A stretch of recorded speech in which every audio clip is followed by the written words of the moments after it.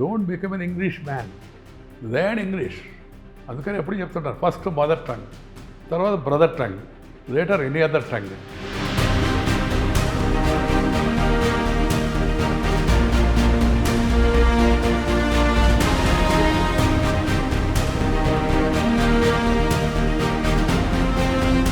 భాష మీద అభిమానం. రెండవది మన సంస్కృతి పట్ల, మన భారతీయ సంస్కృతి ప్రపంచంలో కల్లా మన కుటుంబ వ్యవస్థ ఇవన్నీ ఉత్తమమైనటువంటి భావం నా మనసులో మామూలుగా ఉంది. మాతృభాషలతోనే విద్య జరగాలి అందరికీ అనేది నా అభిప్రాయం.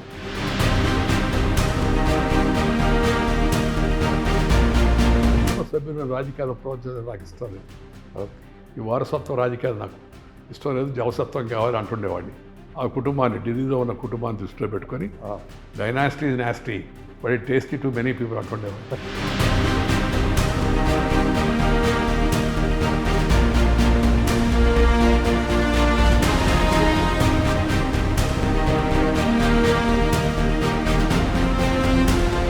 పరిచయం అక్కర్లేని పెద్ద ఆయన, పంచకట్టు, తెలుగుపై పట్టు, మాటల్లో చమత్కారం, మర్యాద. ఆయనే ముప్పవరపు వెంకయ్య నాయుడు గారు.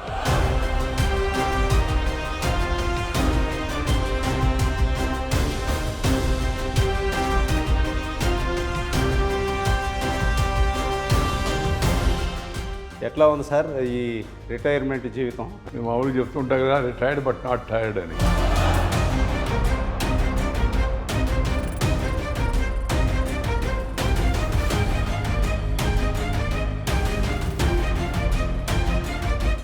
బాగా ఆడతారు కదా, చూద్దాం అక్కడికి వెళ్ళాను.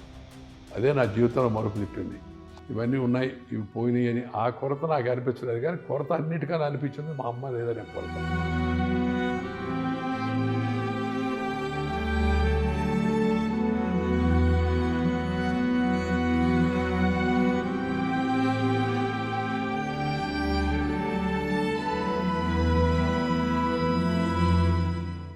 తెలుగు వన్ ప్రేక్షకులకు నమస్కారం.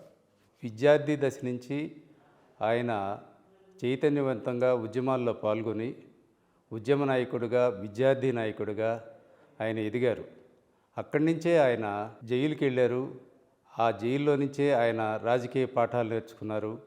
రాష్ట్రానికి, దేశానికి కీర్తి ప్రతిష్టలు తెచ్చేలాగా ఆయన శాసనసభ్యులుగా, రాజ్యసభ సభ్యులుగా, కేంద్ర మంత్రిగా ఎన్నో పదవులు చేసి చివరికి ఆయన ఈ దేశానికి ఉపరాష్ట్రపతిగా మన తెలుగువారి అందరి గౌరవ ప్రతిష్టలు పెంచారు. ఈరోజు ఆయన 76వ జన్మదినం. ఈ సందర్భంగా ఆయన ఎన్నో పుస్తకావిష్కరణలు చేసిన వ్యక్తి, కానీ ఆయన జీవిత పుస్తకంలో మనం తెలుసుకోవాల్సిన చాలా విషయాలు ఉన్నాయి. ఆ విషయాల్ని ఇవాళ ఆయన నోటి ద్వారా విందాం. నమస్తే వెంకయ్య నాయుడు గారు. నమస్కారం శ్రీరామ్. ఎట్లా ఉంది సార్ ఈ రిటైర్మెంట్ జీవితం? నేను మామూలుగా చెప్తుంటా కదా, రిటైర్డ్ బట్ నాట్ టైర్డ్ అని. కానీ ఒక్క విషయం మాత్రం వాస్తవం. నేను మొదటి నుంచి ప్రజా జీవనంలో అడుగుపెట్టినప్పటి నుంచి చురుగ్గా ఉండడం, ఎప్పుడు ఏదో ఒక పని చేయడం, జనాన్ని కలవడం, కొత్త ప్రదేశాలకు వెళ్ళడం, అలా పర్యటనలు చేయడం, ఇది నాకు మొదటి నుంచి ఒక అలవాటుగా మారిపోయింది. దాన్ని నేను ఎంజాయ్ చేసేవాడిని. పని ఎక్కువైతే సంతోషపడేవాడిని, కానీ అలసిపోయేవాడిని కాదు. కానీ ఈ ఉపరాష్ట్రపతి బాధ్యతల నుంచి మనం విరమణ చేసిన తర్వాత అధికారపూర్వకమైన పని ఏమి లేదు, మనం పెట్టుకునేంటికి పని చెప్తే నేను అయినప్పటికీ కొంత దాన్ని మార్పు చేసి కాలేజీలు, యూనివర్సిటీలు, అలాగే విశ్వవిద్యాలయాలు, సాంస్కృతిక సామాజిక సంస్థలు, రైతు సంఘాలు, ఇలాంటి వాళ్ళ సమావేశాలకు వెళుతూ ఉన్నాను, కలుస్తూ ఉన్నాను. ఎంతైనా 24/7 పని ఉంటే కానీ మనసు అంత సంతోషంగా ఉండదు. ఆ కొరత నాకు త్వరగానే రిటైర్ అయిపోయిన పని నుంచి అనే భావం మనసులో ఉంది. అది తప్పితే నాకు ఎలాంటి కొరత లేదు. కారణం ఏంటంటే నేను సామాన్య రైతు కుటుంబం నుంచి వచ్చాను. వరుసగా అంచెలంచెలు ఎదిగి అన్ని పదవులు చూశాను. ఆఖరికి రాజ్యాంగబద్ధమైన ఉపరాష్ట్రపతి పదవి వరకు కూడా చేరుకున్నాను. ఏ పదవిలో ఉన్నా సరే చురుగ్గా, కరుగ్గా, మంచిగా చేశాననే సంతృప్తి నాకుంది. అందువల్ల ఎలాంటి అసంతృప్తి కానీ ఎలాంటి కొరత కానీ ఏమీ లేదు. సార్, ప్రతివారు వెంకయ్య నాయుడు గారు అంటే మంచి వక్త, మంచి నాయకులు, మంచి వ్యక్తి, ఇవే చూస్తున్నారు. యాక్చువల్గా రాష్ట్రపతిగా, ఉపరాష్ట్రపతిగా మీరు ఎదుగుదల మన వాళ్ళందరూ గర్వంగా ఫీల్ అవుతారు. ఎందుకంటే తెలుగు వాళ్ళందరూ వాళ్ళకి వాళ్ళే పెద్ద పదవిని స్వీకరించినంత గొప్పగా మిమ్మల్ని రిసీవ్ చేసుకుంటారు. అయితే నాకు తెలిసి మీరు పుట్టుకతోటే, బాల్యంతోటే చాలా టఫ్ లైఫ్ తోటి స్టార్ట్ చేశారని విన్నాను. అసలు బై బర్త్ మీరు చిన్నప్పుడే జరిగిన సంఘటన, తల్లిని దూరం చేసుకున్న దాని మీద చెప్తారా? నేను వాస్తవంగా చెప్పాలంటే ఒక సంపన్న కుటుంబంలో జన్మించాను నేను. మా తాతలు కృష్ణా జిల్లా నుంచి ఇక్కడ పొలం అమ్మితే నెల్లూరులో చాలా పొలం వస్తుంది ఎక్కువగా. కృష్ణా జిల్లా డెల్టా, నెల్లూరు అప్పుడు నాన్ డెల్టా. అందుకని ఇక్కడి నుంచి అక్కడికి వెళ్ళారని మా పెద్దవాళ్ళు చెప్తుంటారు. మా తాత తండ్రి ఆ చోటపాళెంలో అందరికన్నా పొలం ఎక్కువగా మాకు ఉండేది. కానీ నా చిన్నప్పుడు నా 13వ ఏట మా అమ్మని గేదె పొడిచింది. గేదె పొడిస్తే ఈ కొమ్ము ఈ ఉత్తర నుంచి అవతలకి వెళ్ళిపోయింది. నేను అప్పుడు చేతిలో నన్ను ఎత్తుకొని నన్ను కింద వేసింది. ఇప్పటికి కూడా నాకు వెనక కాస్త గుంటపడ్డాడుగా కొద్దిగా కాలక్రమేణా వయసు పెరిగే కొద్ది శరీరం ఇదే కొద్ది తగ్గిపోయింది. కానీ ఇప్పుడు నాకు అప్పుడు 13 నెలలు. అయ్యో, 13 నెలల వయసులో నేను తల్లిని కోల్పోయాను. నా జీవితంలో కొరత ఒకటే, ఎలాంటి కొరతలు లేవు మిగతావి. కొరత ఏంటంటే అమ్మను చూడలేకపోయానే, అమ్మ అనుభవం నాకు లేకుండా పోయింది అనేది ఇప్పుడు నాకు కొరతగా ఉంటుంది. ఇతరత్ర కొరతలు ఏమీ లేవు. ఆ తర్వాత నన్ను మా అమ్మమ్మ వాళ్ళు తీసుకెళ్ళి పక్కనే ఉండే ఊరిలో, మా చోటపాడు అయితే వాళ్ళ శ్రీరాంపురం, అక్కడ పెంచారు. ఆ తర్వాత క్రమేపీ చదువుకొని తర్వాత నేను నెల్లూరుకి, మొదట్లో చదువుకోవడానికి 4 కిలోమీటర్లు నడిచిపోయేవాడు స్కూల్కి. ఆ తర్వాత బస్సు ఎక్కి నెల్లూరుకి పోయి నెల్లూరులోకి చేరాను. ఆ రోజుల్లో ఈ స్కూల్ యూనిఫాములు, షూలు ఉన్నాయండి? షూలు లేవు, యూనిఫాములు లేవు, చాలామందికి చెప్పులు కూడా లేవు వాస్తవం చెప్పాలంటే. కానీ మాకు తాత వాళ్ళు ఉండేవారు కాబట్టి చెప్పులు అవి కుట్టించేవాళ్ళు. మామూలుగా కుట్టించుకోవడం చెప్పులు, షాపుకి పోయి కొనుక్కోవడం ఇప్పుడు అలవాటు కూడా లేదు. బడి మొదట్లో పలకలు కూడా ఉండేవి కాదు. మొదట్లో ఇసుక మీద రాసేవాళ్ళు, రాయించేవాళ్ళు. పాఠం చెప్తుంటే మాస్టారు ఇసుక మీద రాయించేవాళ్ళు. అది చెప్తూ ఉండేవాడు. ప్రభవ, విభవ, ప్రజోత్పత్తి, అంగీరస, శ్రీముఖ అని నక్షత్రాల గురించి చెప్తుంటే వాడు రండి రాయమనేవాళ్ళు. మొదట్లో అక్షరం నేర్పించి అలా అలవాటు అయిపోయింది. ఆ తర్వాత నిదానంగా మనం కాస్త నెల్లూరుకి వెళ్ళిన తర్వాత స్కూలు, మా పిన్ని వాళ్ళు ఎక్కడ నెల్లూరులో ఉన్నారు అప్పుడు. మొదట్లో స్కూలు, ఆ తర్వాత నిదానంగా హై స్కూలు, ఆ తర్వాత కాలేజీ. నేను విఆర్ హై స్కూల్ నెల్లూరులో. మొదట్లో ఏమో నేను బుచ్చిరెడ్డిపాళెం చదువుకున్న కొద్ది రోజులు. ఓకే. తర్వాత నెల్లూరుకి వచ్చాను. నెల్లూరు ఆర్ఎస్ఆర్ హై స్కూల్లో, రేబాల సుందరరామరెడ్డి హై స్కూల్, తర్వాత వెంకటగిరి రాజా హై స్కూల్లో, విఆర్ హై స్కూల్లో చదువుకొని తర్వాత విఆర్ కాలేజీలో చేరాను. అంటే మీకు అక్షరాభ్యాసం చేసిన ఉపాధ్యాయులు ఇంకా గుర్తున్నారండి? నాకు అక్షరాభ్యాసం చేసిన ఉపాధ్యాయులు ఆ రోజుల్లో చేసిన వాళ్ళు గుర్తున్నారు నాకు. కానీ వాళ్ళు స్మృతి పదం నుంచి దాదాపు కనుమరుగైపోయే పరిస్థితి కూడా వచ్చింది. ఎందుకంటే అక్షరాభ్యాసం చేసింది మా తాత. ఓకే. మొదటి ఉపాధ్యాయుడు ఆయన నాకు. అసలు నాకు జీవిత పాఠాలు కూడా చెప్పింది మా తాత, మా అమ్మమ్మే వాస్తవం చెప్పాలంటే. పాఠశాల చదువుకున్న దానికన్నా జీవన సత్యాలు వాళ్ళ దగ్గర వాళ్ళు చెప్పే మాటల నుంచి విని నేను వచ్చాను, పైకి వచ్చాను. మా ఇళ్ళు అంటే మా అమ్మమ్మ వాళ్ళ ఇళ్ళు, మా ఆవిడ ఉషమ్మ వాళ్ళ అమ్మమ్మ ఇళ్ళు పక్క పక్కన ఉండేవి, బంధువులు కూడా వాళ్ళు. ఓకే. అక్కడ ఆడ కూర్చోబెట్టి వాళ్ళని, వాళ్ళ తాత ఆడ బయట ఉదయాన్నే శ్లోకాలు చెప్తుండేవాడు. నాకు బాగా, నేను మొదటిసారి మా ఆవిడ చూసింది కూడా గుర్తు నాకు. శ్రీలక్ష్మి ప్రాణలోల మౌనజన చెత్త తామరస కేల పాలాక్ష వినుత శూల దైజుడు పరమాత్మ రామ రామ అని రామరామ శతకం చెప్పేవాడు ఆయన. రామరామ శతకం, సుమతి శతకం, వేమన శతకం అలాంటివన్నీ చిన్నప్పుడే నేర్చుకునే అవకాశం ఇటు మా అమ్మమ్మ వాళ్ళ ద్వారా నాకు, అటు వాళ్ళ అమ్మ తాత ద్వారా ఆమెకి ఇద్దరికి కూడా వచ్చాయి కొంతవరకు. అయితే ఆమె ఊరిలోనే పాఠశాల విద్యార్థులను ముగిచ్చేసింది. నేను నెల్లూరుకి వెళ్ళి తర్వాత కళాశాలలో చేరాను. అంటే మీరు తల్లి చనిపోయిన తర్వాత మీ నాన్నగారు ఎలా? మా నాన్నగారు అప్పుడు అదొక విషాదమైన విషయం ఏంటంటే, మా నాన్నగారు మా అమ్మ చనిపోయిన తర్వాత, మా అమ్మ చాలా అందంగా ఉండేదట. 5 అడుగుల 9 అంగుళాలు అని చెప్తుంటారు ఇప్పుడు కూడా ఊళ్ళో అందరూ. ఆహా. చాలా అందంగా ఉండేదని. మా నాన్నకి పొలం ఎక్కువ ఉండింది. అక్కడ అమ్మేసి వచ్చి ఇక్కడ కొన్నారు కదా, అందుకని ఆస్తి బాగుందని ఆయనకి ఇచ్చారు. ఓకే. అయితే మా అమ్మ చనిపోవడంతో మా నాన్న మనసు వికలమైపోయి అసలు కొద్ది రోజులు కనపడలా. ఆహా. కనపడడం అంటే ఇప్పుడైతే మనకి పేపర్లు ఉన్నాయి, దూరదర్శన్ ఉంది, టీవీలు ఉన్నాయి, అవును. వాటిలో తెలుసుకుంటాం ఎక్కడెక్కడ ఏందని. అప్పుడు పక్క ఊర్లో ఉన్నప్పుడు మనం పోతే తెలవాల్సిందే కానీ వేరే విధంగా తెలుసుకునే అవకాశం లేదు కదా.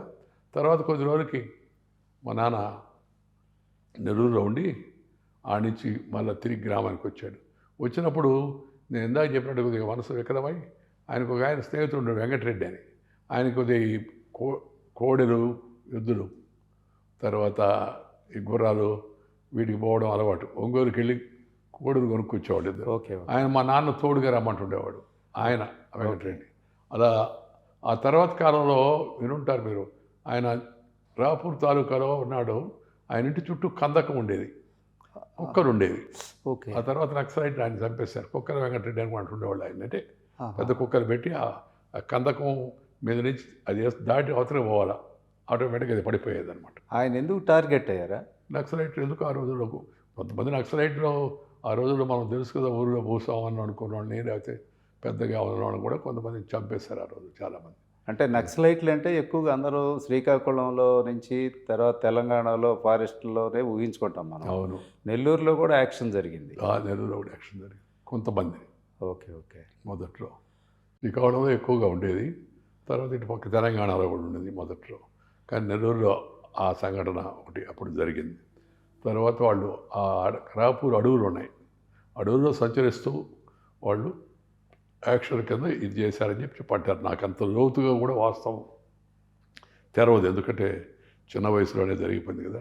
సో వచ్చి మా నాన్న ఊరిలో ఏం చేశాడంటే, పొలం ఉంటే చాలా పొలం అంతా అమ్మడం, ఎవరిదైనా అప్పు తీసుకోవడం 500, 1 ఎకరా రాసేయడం, 1/2 ఎకరా రాసివ్వడం, ఇలా చేసి చాలా వరకు పొలాలు పోగొట్టాడని చెప్పాను అందరూ ఊళ్ళో పెద్దవాళ్ళు. తర్వాత నేను చదువుకునేటప్పుడు సెలవులు ఊరికి పోతే ఊళ్ళో ఉన్న మిగతా పని చేసుకునే వాళ్ళు ఎవరున్నారు, కంసుల వాళ్ళు లేకపోతే తాగిన వాళ్ళు, వీళ్ళందరూ 30 రూపాయల కమతం ఎంత ఉండేది. ఆ కమతం అంటే అప్పుడు హోల్డింగ్ అవును. ఎంత ఇదిగా ఉండేది, పొలాన్నంతా వాళ్ళదే, ఆ మామిడి చెరువు దగ్గర ఉండే పొలాలన్నీ వాళ్ళే, ఈ లింగాలపాడు భూములన్నీ వాళ్ళే చెప్తుండేవాళ్ళు. పశు సంపద కూడా ఉండేది. చాలా ఉండేది, పశు సంపద చాలా ఉండేది. అప్పుడు 8 కాళ్ళ ఎద్దులు ఉండేవి మాకు. ఒక వ్యవసాయ కమతం స్థాయిని పెట్టాలంటే మనకు 2 కాళ్ళ, 4 కాళ్ళ, 6 కాళ్ళ అని 8 కాళ్ళ ఎద్దులు ఉండేవి. తర్వాత గొర్రెలు, తర్వాత మేకలు కూడా మా తాత వాళ్ళు అమ్మమ్మ ఇంట్లో చాలా ఎక్కువగా ఉండేవి. తర్వాత ఆవులు ఉండేవి. వీటిని చూడడానికి సపరేట్గా మనిషి ఉండేవాడు మన ఇంటి వరకే. ఓకే. మిగతా గ్రామంలో కొంతమంది మామూలు చిన్నవాళ్ళు ఎవరుతారో వాళ్ళందరికీ 2 ఒక కాడి అట్టుంటే వాళ్ళు అందరు కలిపి ఈ పశుపాలన చేసే మనిషిని పెట్టుకునేవాళ్ళు. జంగిడి పశువులు కూడా అన్నట్టు గుర్తు నాకు ఆ రోజుల్లో, జంగిడి అందరే అని.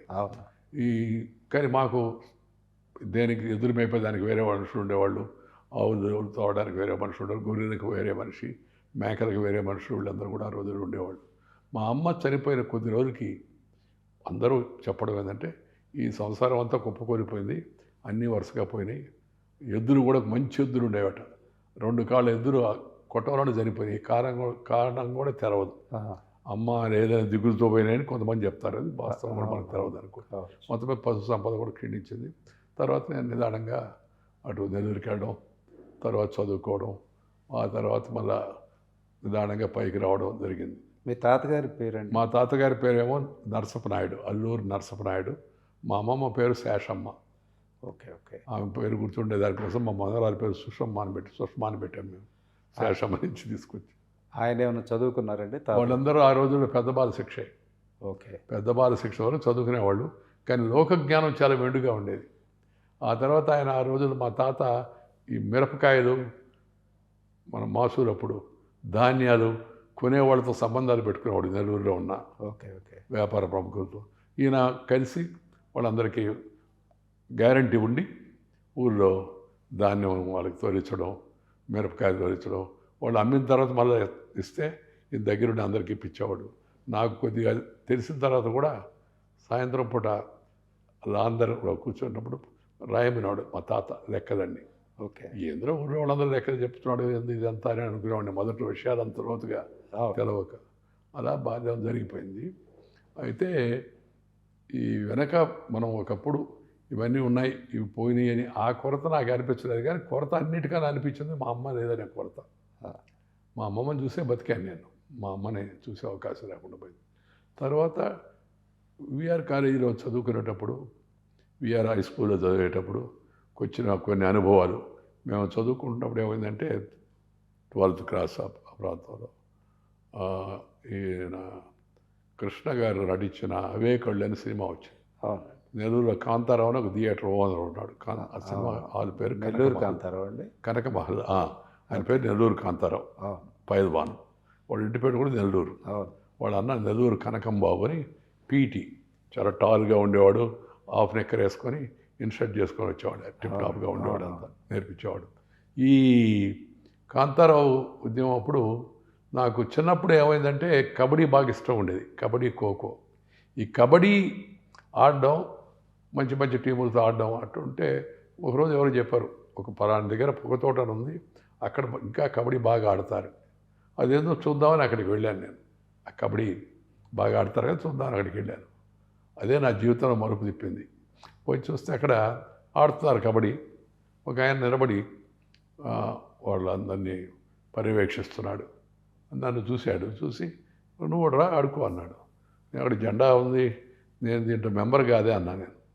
మామ మెంబర్షిప్ ఏమి ఉండదు ఇక్కడ, ఎవరైనా వచ్చి ఆడుకోవచ్చు ఈ శాఖలో, ఆకన్నా ప్రార్థన ఉంటుంది, ప్రార్థన చేయడం మళ్ళీ వెళ్ళిపోవడమేనండి. అది రాష్ట్రీయ స్వయం సేవక సంఘ శాఖ అనే సంగతి నాకు తెలవదు. ఓకే. సో వెళ్ళి ఆయన కలిసినప్పుడు ఆయన నన్ను ఒక సూదంటు రాయిలాగా, అయస్కాంతలాగా ఆకర్షించాడు. ఆయన పేరు భోగాది దుర్గాప్రసాద్. ఆయన ఇప్పుడు ఈ మండలి బుద్ధప్రసాద్ గారి నాన్నగారి సోదరి కొడుకు. ఓకే. ఓకే.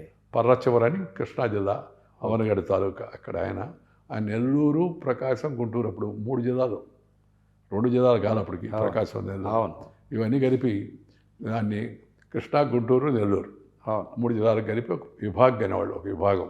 దాని ప్రచారకగా ఉండేవాడు దుర్గాప్రసాద్ గారు. ఆయన నన్ను సుదండరాయిగా ఆకర్షించి ఆ తర్వాత ఆర్ఎస్ఎస్కి పోవడం, అది ఆర్ఎస్ఎస్ అంటే తెలుసుకోవడం, ఆ తర్వాత ఆటలు, అక్కడ మిగతా అన్నీ అభ్యాసం కావడం, మాట్లాడడం కూడా కొద్దిగా అలవాటు కావడం, అవన్నీ జరిగాయి. ధైర్యంగా కర్రసాము చేయడం, కబడ్డీ, చిన్న చిన్న పోటీల్లో పాల్గొనడం, వీటన్నిటిలో. ఈ కబడ్డీ నేర్చుకోవడానికి వెళ్ళి ఆర్ఎస్ఎస్ శాఖలో చేరడమే నా జీవితాన్ని మలుపు తిప్పిందని నేను అనుకుంటున్నాను. ఈ ధైర్యం అన్నిటికన్నా ముఖ్యంగా. తర్వాత ఒక రకమైన జాతీయ భావన, తర్వాత సామాజిక స్పృహ, ఈ 3 రాష్ట్రీయ స్వయంసేవక సంఘం ద్వారా ఆ దుర్గాప్రసాద్ గారి యొక్క ఆధ్వర్యంలో నాకు అబ్బాయి.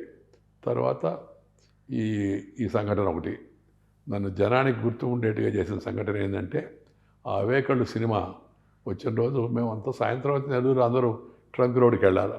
విజయవాడ అటు బీసెంట్ రోడ్డు, బందర్ రోడ్డుకి వెళ్ళినట్టు. హైదరాబాద్లో ఒకప్పుడు అబిడ్స్ దాకా వెళ్తే కానీ సాయంత్రం అటు తిరిగి వస్తే కానీ అందరికి తోచేది కాదు మామూలుగా. ఇప్పుడు అబిడ్స్ పాత అయిపోయింది అనుకోండి. అలా నెల్లూరులో ట్రంక్ రోడ్డుకి వెళ్ళేవాళ్ళం. ట్రంక్ రోడ్ అది, ఆ పేరు, దాని రోడ్డు పేరు ట్రంక్ రోడ్డు. చెన్నై నుంచి కలకత్తా దాకా ఉండేది ఆ రోడ్ని ట్రంక్ రోడ్ అనేవాడు. కానీ ఆ ట్రంక్ రోడ్ మధ్యలో బజార్ వచ్చేసింది, అంతా టౌన్ అంతా షాపులు వచ్చాయి. అందరూ అటు వెళ్ళి సాయంత్రం ఒక రౌండ్ ట్రంక్ రోడ్డు తిరిగి వచ్చేవాళ్ళు. మామూలుగా టీలు తాగే అలవాటు ఉన్నవాడు పోయి టీలు తాగేవాళ్ళు అక్కడ సిమ్లా హోటల్లో. అంటే ఇప్పుడు ఆ కోమల విలాస్ ఉన్నదేనా? అదే రోడ్డు, కోమల దాసు ఉండే హోటల్ కూడా అదే రోడ్డులో ఉంది. కోమల దాసు, చంద్రభవనం, రమణ విలాసు, ఆ తర్వాత వెంకటరమణ నేతి మిఠాయి స్టాలు, అవన్నీ ఉన్నాయి. జయహింద్ మిఠాయి స్టాలు, ఆ పెన్ కార్నర్ అని, పెన్ షాప్, పూర్ణాకే, ఇవన్నీ కూడా ఉన్నాయి. సో అక్కడ ఉన్నాం మేము, అందరం కబుర్లు చెప్పుకుంటున్నాం. ఈ లోపల కుర్రోడు పరిగెత్తుకుంటూ చెప్పాడు, మన స్టూడెంట్ని కాంతారావు కొట్టేసి అవతల పడేసాడు ఈడ్చని. ఎందుకు కొట్టాడు అని అందరం ఉన్నవాళ్ళని కూడగట్టుకొని థియేటర్కి వెళ్ళి ఏంటో మా స్టూడెంట్ కొట్టాడు అంటే, మీరే ఒకటి ఆడడానికి అని చెప్పి అతను కాంతారావు ఆయన మనుషులు మమ్మల్ని నెట్టేశారు. మేము తిరుగుబడి కాంతారావు బలం అంత గొప్ప, ఇది అంతా ఆయనకి శక్తి ఉందనే సంగతి మనకు తెలియదు, బలగం ఉందనే సంగతి తెలియదు. అంటే వాళ్ళు మమ్మల్ని నెట్టేసి బలంగా గేట్ వేసారు. మేము పోటీ పడలేక ఒక రకంగా వచ్చేసి మరుసటి రోజు ఈ ఘటన ఇతను గుణపాఠం చెప్పాలని టౌన్ అంతా తిరిగి అన్ని స్కూళ్ళు బంద్ చేయించి అందరం వచ్చి మళ్ళీ నెక్స్ట్ డే థియేటర్ మీదకి వచ్చి వెళ్ళి రాళ్ళు వెళ్ళేసాం. వాళ్ళు లోపల నుంచి మా మీద సోడా బుడ్డు వేసారు. సోడా బుడ్డు అప్పుడు గుండు పిన్ను విసురు పెట్టేవాళ్ళు, అవును. మామూలు పిన్ను, దాంట్లో ఏదో మరి ఏది కలిపేవాళ్ళు ఏమో తెలియదు మనకి. అవి వేసారని చెప్పి అన్నాడు. పై కూర్చుకునే వచ్చి మామూలుగా వెంటనే పడిన తర్వాత కింద పడితే మేము తిరిగి రాళ్ళు వేయడం, చాలా కొంతవరకు గేటు పాల్గొంటాం. కానీ అంతిమంగా థియేటర్ ధ్వంసం చేద్దాం అనే ప్రయత్నం విజయవంతం కాదు. మరి వాళ్ళ మనుషులు, ఆయన దానితో ఆయన సిపిఎం సానుభూతిపరుడు ఆ రోజుల్లో, ఓకే. వాళ్ళు కూడా వచ్చి తర్వాత మళ్ళీ వెళ్ళి జిల్లా విద్యా బంద్కి పిలిపించాం. అప్పుడు స్ట్రైక్ చేస్తుంటే అందరూ వచ్చి సెలవులు ఇచ్చేశారు అన్నిటి కాలేజీలకి, స్కూళ్ళకి. ఇస్తే బంధువులు అందరూ వచ్చి నెదురు కాంతారావు ఫైల్ అన్నయ్య ఆయనతో పెట్టుకోవడం ఏంది, వాళ్ళది కపాటిపాళెం అని ఏరియా, కపాటిపాళెం వాళ్ళతో మీరేరా అని అందరిని తీసుకెళ్ళిపోయారు పిల్లలందరినీ. నన్ను మా అమ్మమ్మ వాళ్ళ దగ్గర ఉన్నా నేను చెప్పారు, కానీ నేను ఏం పర్వాలేదని ఉంటామని ఆర్ఎస్ఎస్ ఈ అనుబంధం ఉంది కదా, ఉండిపోయాం. ఉండి జిల్లా మొత్తం అంతా తిరిగి అన్ని కాలేజీలు, స్కూళ్ళు అన్నీ జిల్లా బంద్కి పిలిపించి మళ్ళీ ఊరేగింపు చేసాం. చేసి థియేటర్ పైన దాడి చేసాం. తర్వాత పోలీసులు రావడం, లాఠీ చార్జ్ చేయడం, గొడవ అయిపోయింది. జిల్లా వ్యాప్తంగా కొనసాగింది సమ్మె. అసెంబ్లీలో కూడా లేవనెత్తారు అప్పుడు దాన్ని. అక్కడ ఈ స్టూడెంట్స్ కాంతారావు ఘర్షణ ఎందుకు అరెస్ట్ చేయలేదు స్టూడెంట్స్ అని. తర్వాత బ్రహ్మారెడ్డి గారు అరెస్ట్ చేస్తున్నారని ప్రకటించాడు. నెల్లూరు ఎమ్మెల్యేగా ఉన్నాడు ఆయన, మాధవరావు గారిని. మొదట్లో ఆ రోజుల్లో జనసంఘ ఎమ్మెల్యే ఆయన ఇంకా కొంతమంది ఎవరెత్తారు. తర్వాత అరెస్ట్ చేయడం జరిగింది. అంటే మీరు ఇన్ని గొడవల్లో ఉన్నారు, చదువు మార్కులు ఎలా వచ్చాయండి? చదువు బాగుంటుంది, చాలా బ్రైట్గా ఉంది. మా యూనివర్సిటీ ప్రొఫెసర్ అనేవాడు, ఒరే నువ్వు అప్పుడప్పుడు వచ్చి ఉంటేనే ఎలా వస్తున్నాయి మార్కులు నీకు, నువ్వు పూర్తిగా తదేకంగా చదువు మీద దృష్టి పెట్టి ఉంటే ఇంకా మంచి తెలివైనవాడు అయి ఉండేవాడిని. నేను వేరే చెడు తిరుగుళ్ళు అలవాటు కాదు నాకు మొదటి నుంచి. ఒకటి మా అమ్మ తాతయ్య చెప్పిన మాటలు, మన వంశం కుటుంబం పెద్దది అది అని. రెండవది ఈ ఆర్ఎస్ఎస్తో వచ్చిన అనుబంధం, దాంతో క్రమశిక్షణ, కొన్ని పద్ధతిగా ఉండాలనే అలవాటు అవుతుంది, బాగా వచ్చింది. చదువుకొని మనం పైకి రావాలి అన్నట్టుగా. తర్వాత అందరూ ఊరిలో సెలవులకు పోయినప్పుడు చెప్పేవాళ్ళు కదా, మేము ముప్పరపోళ్ళ కమతం ఎలా ఉండేది, ఇది ఎట్టు ఉండేది అని, మనం పైకి రావాలి అని. తర్వాత మా అమ్మ నన్ను ఎత్తుకొని ఎగరేస్తూ చిన్నప్పుడు, మా వాడు వకీలు కావాలా, పెద్ద వకీలు అవుతాడని చెప్పి అంటుండేదట. అందుకని వకీలు కావాలని కూడా మనసులో ఉంది. కాబట్టి చదువుకొని లా చేరాను నేను. లా చేరినప్పుడు నాకు అప్పటికే పెళ్ళి అయిపోయింది. కారణం ఏంటంటే మా ఊళ్ళో ఉన్న బంధువులు అందరూ, మా నాన్నకు తర్వాత కొద్దిగా మా నాన్న వెనక్కి వచ్చి ఆరోగ్యం దెబ్బతిన్నది. ఆరోగ్యం దెబ్బతిన్న తర్వాత ఆయన ఒకరోజు బయట పొలం నుంచి వస్తూ పడిపోయాడు. మేమందరం చూస్తున్నాం ఊరు బయట, పరిగెత్తుకుంటూ పోతే తర్వాత వస్తే బెడ్ సోర్ లాగా కాళ్ళకి ఇది వచ్చింది. తీసుకొచ్చి ఉంచినప్పుడు బంధువులు అందరూ మీ నాన్న చూడాలయ్యా, నువ్వు చూసుకోకపోతే నేను వెళ్ళి చదువుకోవాలయ్యా, నేను పోయి చదువుకొని లా చదువుకోవాలా, నేను ఏడ చూస్తాను ఉన్నారు, మా అక్క వాళ్ళు అందరూ ఉన్నారు, వాళ్ళు చూసుకుంటారంటే అందరూ బంధువులు అందరూ ఒత్తిడి చేశారు. లేదు అబ్బాయి కర్తవ్యం తండ్రిని చూసుకోవడం, తల్లిదండ్రులని, కాబట్టి నువ్వు పెళ్లి చేసుకోవాలని. ఇదేంద్రా ఈ పెళ్లి చేసుకుని, నేను ఆర్ఎస్ఎస్ అవి అలవాటు అయిపోయి ఇదేందని ఒత్తిడి చేస్తుంటే నెల్లూరుకి వెళ్ళి సంఘంలో అడిగి చెప్తారే అన్న, ఊళ్ళో ఒత్తిడి ఎక్కువైపోయింది. నెల్లూరుకి వచ్చి దుర్గాప్రసాద్ గారిని అడిగితే ఆయన మన హిందూ ధర్మం ప్రకారం తల్లిదండ్రులు చూసుకోవాల్సిన బాధ్యత కుమారుడి పైన ఉంటుంది, అందువల్ల వాళ్ళ మాట విని పెళ్లి చేసుకో. ఈయనేంద్ర వద్దు మనకేదో మంచి సలహా చెప్తాడు అనుకుంటే ఈ సలహా చెప్పాడు అనుకో, నచ్చని సలహా. ఆ తర్వాత ఆ సలహా కూడా నచ్చక విజయవాడకు వచ్చి ఆర్ఎస్ఎస్ స్టేట్ కార్యాలయం ఉందండి, సోంపల్లి సోమయ్య గారు ఉండేవాడు, ఆయన స్టేట్కి అంత చీఫ్. ఆయన్ని అడిగితే ఆయన కూడా బాగా శ్రద్ధగా విని, నేను వెళ్ళి బెనారస్ యూనివర్సిటీలో ఎంఏ చదువుకోవాలా, లా చదవాలా, సైమిల్టేనియస్గా చదివే అవకాశం ఉంది బెనారస్లో. బెనారస్ నాగపూర్లో మనం ఎంఏ చదవచ్చు, అదే టైంలో లా కూడా చేయవచ్చు. అలా చేసిన వాళ్ళు ఎంఏ ఎల్ఎల్బి, ఒక ఆయన ఆర్ఎస్ఎస్లో ముఖ్య శిక్షకుగా వచ్చాడు సుందరేశం అని, ఆయన విని ఇవన్నీ నేను కూడా అటు చేద్దాం అనుకుంటున్నాను. అంటే పెళ్ళి చేసుకోవాల్సి వచ్చింది. పెళ్లి చేసుకున్నప్పుడు మా బంధువుల అమ్మాయిని చూసి చేసుకున్నాం. మేనమామ కావాలి నాకు, ఆయన సొంత మేనమామ కాదు కానీ కజిన్. బట్ అప్పుడు ఒక కండిషన్ ఏంటంటే పెళ్లి చేసుకుంటాను కానీ మా నాన్నను చూసేవాళ్ళని చేసుకుంటాను, ఆ కుటుంబం నుంచి చేసుకుంటాను నేను. వాడు మేము మా రంగ బావే కదా, నా నాన్న బావానే ఉంటాడు, మేము చూసుకుంటామని అని చెప్పారు. సో పెళ్లి చేసుకున్నా రాజు అవుదామని వెళుతుంటే మా ఆవిడ అంది, మరి దూరంగా వెళితే రాకపోకలంతా ఇబ్బందిగా ఉంటాయి కదా, అందుకని దగ్గరలో జారమంది. తిరుపతిలో రాలేదు, అప్పుడు వెంకటేశ్వర యూనివర్సిటీలో లా కోర్సు లేదు. ఓకే. విశాఖపట్నంలో ఉంది, హైదరాబాద్లో ఉంది, ఉస్మానియా యూనివర్సిటీలో, ఆంధ్ర యూనివర్సిటీలో. అందుకని విశాఖపట్నం పోయి దాజారే. ఈ కాంతారావు గొడవల్లో చురుకురా అంటే ఎవరో వెంకయ్యనాయుడు అంట, వెంకయ్య అంట పిల్లడు మనం ధైర్యంగా ఎదుర్కొన్నాడు అని బాగా పాపులారిటీ రావడానికి మొదటి కారణం అది, స్టార్టింగ్ పాయింట్. తర్వాత విశాఖపట్నం చేరిన తర్వాత జయాంధ్ర మూమెంట్ రావడం. జయాంధ్ర మూమెంట్లో తెన్నేటి విశ్వనాథం గారు విశాఖపట్నంలో ఉండేవాడు, ఆయనతో పరిచయం మాకు. ఆయన లచ్చన్న గారు కూడా విశాఖపట్నంలో ఉండేవాడు. వాళ్ళిద్దరితో అనుబంధంతో జయాంధ్ర మూమెంట్లో చేరడం. విద్యార్థి ఐక్య కార్యాచరణ సమితిని ఒకటి ఎన్నుకున్నారు అప్పుడు. దానికి నన్ను అధ్యక్షుడిగా ఎన్నుకున్నారు, చురుగ్గా ఉన్నాను. దాంతో విశాఖపట్నం నుంచి అనంతపురం వరకు 6 నెలల పాటు పర్యటనలో అప్పుడు విశ్వనాథం గారితో కలిసి ఆయన అన్ని దగ్గర పోయి సభల్లో పరిచయం చేయడం. ఈ రామలక్ష్మణులు యాగరక్షణకు విశ్వామిత్రుడు తీసుకొచ్చినట్టుగా నేను ఇద్దరిని తీసుకొచ్చాను, నన్ను హరిబాబు గారిని పరిచయం చేసేవాడు ఆయన. వీళ్ళు ముందు మాడతారు వినండి అని. ముందు మనం మాడితే వినేవాళ్ళు అప్పుడు అంత తెలియదు కదా, నెల్లూరు తెలుసు కానీ ఇవి గొప్ప అది అని, మిగతా వాళ్ళకి అంత అప్పటికి అనుభవం లేదు. బట్ ఆయన చెప్పిన తర్వాత జనాలు అంత పెద్ద సంఖ్యలో ఉండేవాళ్ళు.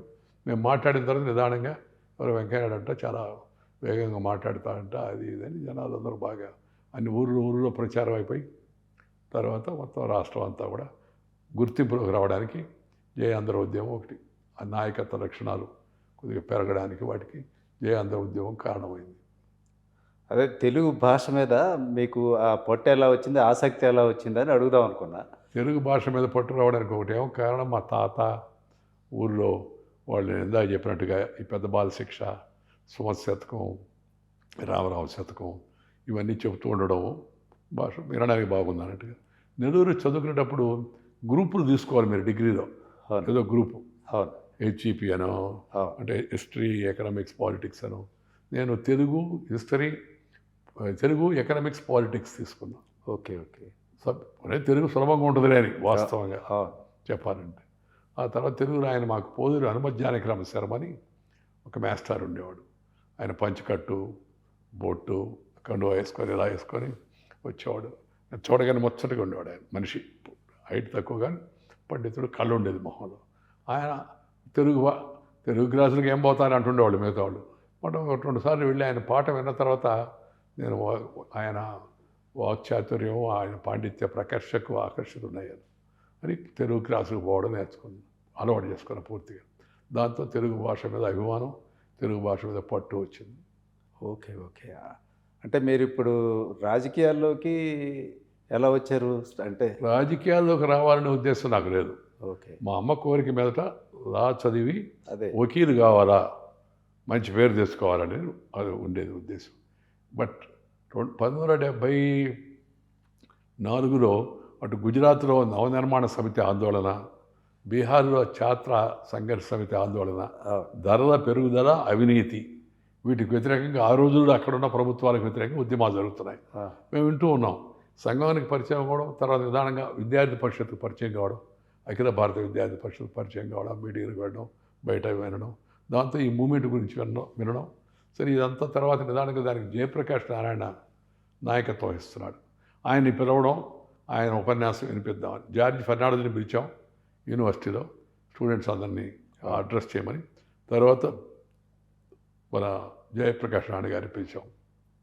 తర్వాత ఎమర్జెన్సీ పెట్టారు.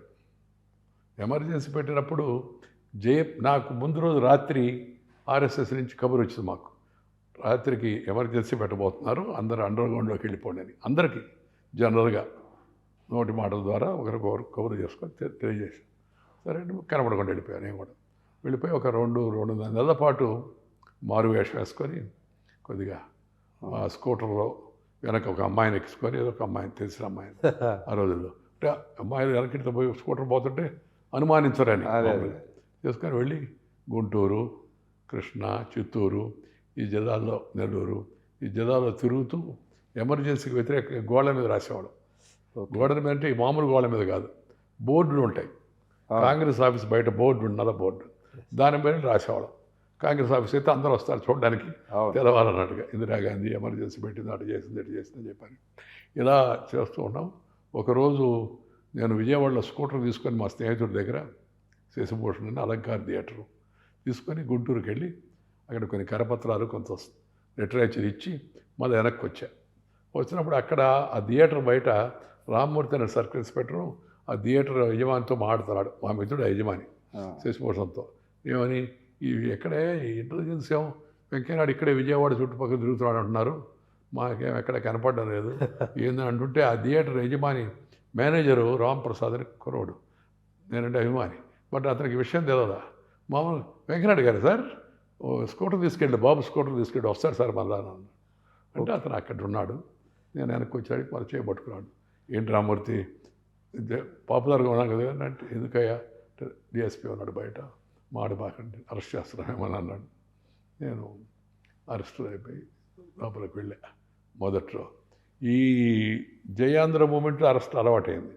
ఓకే. 3 నెలలు ఉన్నాను అప్పుడు అందరిని అరెస్ట్ చేసి. అయితే ఆ రోజు జైలు పెద్ద ఇదిగా ఉండేది, సరదాగా ఉండేది అంతా. జైలు సూపరింటెండెంట్ జయాంధ్రే, జైలరు జయాంధ్రే, ఇంకా పోలీసు వాళ్ళు జయాంధ్రే, మనం కూడా జయాంధ్రే రావడం లిబరల్గా ఉండేవాడు. అది మొదట్లో జైలు అంటే భయం పోయింది పూర్తిగా అసలు. ఓకే. అనుమానం లేకుండా. తర్వాత ఈ జయప్రకాష్ నారాయణ గారిని నేను యూనివర్సిటీ తీసుకొచ్చి ఉపన్యాసం ఇప్పించాను. తర్వాత జయప్రకాష్ నారాయణ గారు ఛాత్ర సంఘర్ష సమితి అని పెట్టాడు ఇక్కడ ఆంధ్రప్రదేశ్. దాన్ని నన్ను కన్వీనర్గా ప్రకటించాడు. ఇంద్రసేన్ రెడ్డి గారు ఇప్పుడు త్రిపుర గవర్నర్, ఆయన జాయింట్ కన్వీనరు. ఆంధ్ర తెలంగాణ అని వేరుగా లేకపోయినా ఆ ప్రాంతం నుంచి నేను ఇక్కడి నుంచి ఈయన ఇంద్రసేన్ రెడ్డి మమ్మల్ని నన్ను కన్వీనర్గా, ఆయన జాయింట్ కన్వీనర్గా ప్రకటించాడు. మొత్తం రాష్ట్రం అంతా తిరిగి స్టూడెంట్స్ని మొబిలైజ్ చేయడం అంతా. ఈ 2.5 monthsకి దారి కనుక్కొని నేను ఎక్కడున్నానని అరెస్ట్ చేశారు. అరెస్ట్ చేసి విశాఖపట్నం జైల్లో పెట్టారు. తర్వాత హైదరాబాద్ జైలు, మన ముషిరాబాద్ జైలుకి మార్చారు కోరిక మీద, కోరిక మీద కాదు, దానికి కూడా ఒక చిన్న స్టోరీ ఉంది. ఏంటంటే వైజాగ్ జైల్లో ఉన్నాం, అక్కడ తెనేటి విశ్వనాథం గారు, రచ్చన్న గారు అందరూ ఉన్నారు. నాకెవరో చెప్పారు హైదరాబాద్ జైల్లో ఇంకా ఎక్కువ మంది ఉన్నారు, పార్టీ నాయకులు అంతా అక్కడ ఉంటారు, అన్ని పార్టీ వాళ్ళు, అక్కడైతే బాగుంటుందని. నేను ముందు ట్రాన్స్ఫర్కి పెట్టుకుంటే వాడు ట్రాన్స్ఫర్ యాక్సెప్ట్ చేయలేదు. కానీ లోపల మధ్యలో సంజయ్ గాంధీ వచ్చాడు వైజాగ్కి. కొత్త రఘురామయ్య గారు మంత్రి అప్పుడు, గుంటూరు, ఆయన ఇందిరాగాంధీకి విధేయుడు. ఆయన సంజయ్ గాంధీ తీసుకొచ్చి ఆయన ఇంట్రడ్యూస్ చేస్తాం పాలిటిక్స్లో, launching from Visakhapatnam, rising star of Indian politics అని సంజయ్ గాంధీ తీసుకొచ్చాడు. మాకు జైల్లో ఉన్నప్పుడు మెసేజ్ వచ్చింది, ఏమని, ఆ మీటింగ్ డిస్టర్బ్ చేయాలని. సో మనం ఏం డిస్టర్బ్ చేయగలం, జైల్లో ఉంటే. సరే కడుపు నొప్పి ఉందంటే ఆ కేజీహెచ్ హాస్పిటల్ రెఫర్ చేసేవాళ్ళు కొద్దిగా లిబరల్గా అందరినీ. అక్కడికి పోయి మనం డాక్టర్ వాళ్ళు ఉండేవాళ్ళు, వాళ్ళందరూ ఎమర్జెన్సీకి అనుకూలం కాదు కదా, వాళ్ళు పరీక్షలు చేసి అవి ఇవి చెప్పి ఏదో చేసి ఇచ్చేవాళ్ళు. అక్కడ మన స్టూడెంట్స్ని పిలిపించి మాడాం. ఏమని, ఇట్లా వస్తున్నాడు దస్పల్లా గ్రౌండ్స్, దస్పల్లా హోటల్ ఉంది ఇప్పుడు, దస్పల్లా గ్రౌండ్స్ అని ఉండేది అప్పుడు. అవును. జైపూర్ మహారాణి, జైపూర్ అంటే రాజస్థాన్ జైపూర్ కాదు, ఒరిస్సా జైపూర్. అవును. వాళ్ళది ఉండేది అక్కడ మీటింగ్ పెట్టారు, మీటింగ్ డిస్టర్బ్ చేయాలని. సరే చెప్పి మాట్లాడాం, అందరితో మాడి వచ్చాను.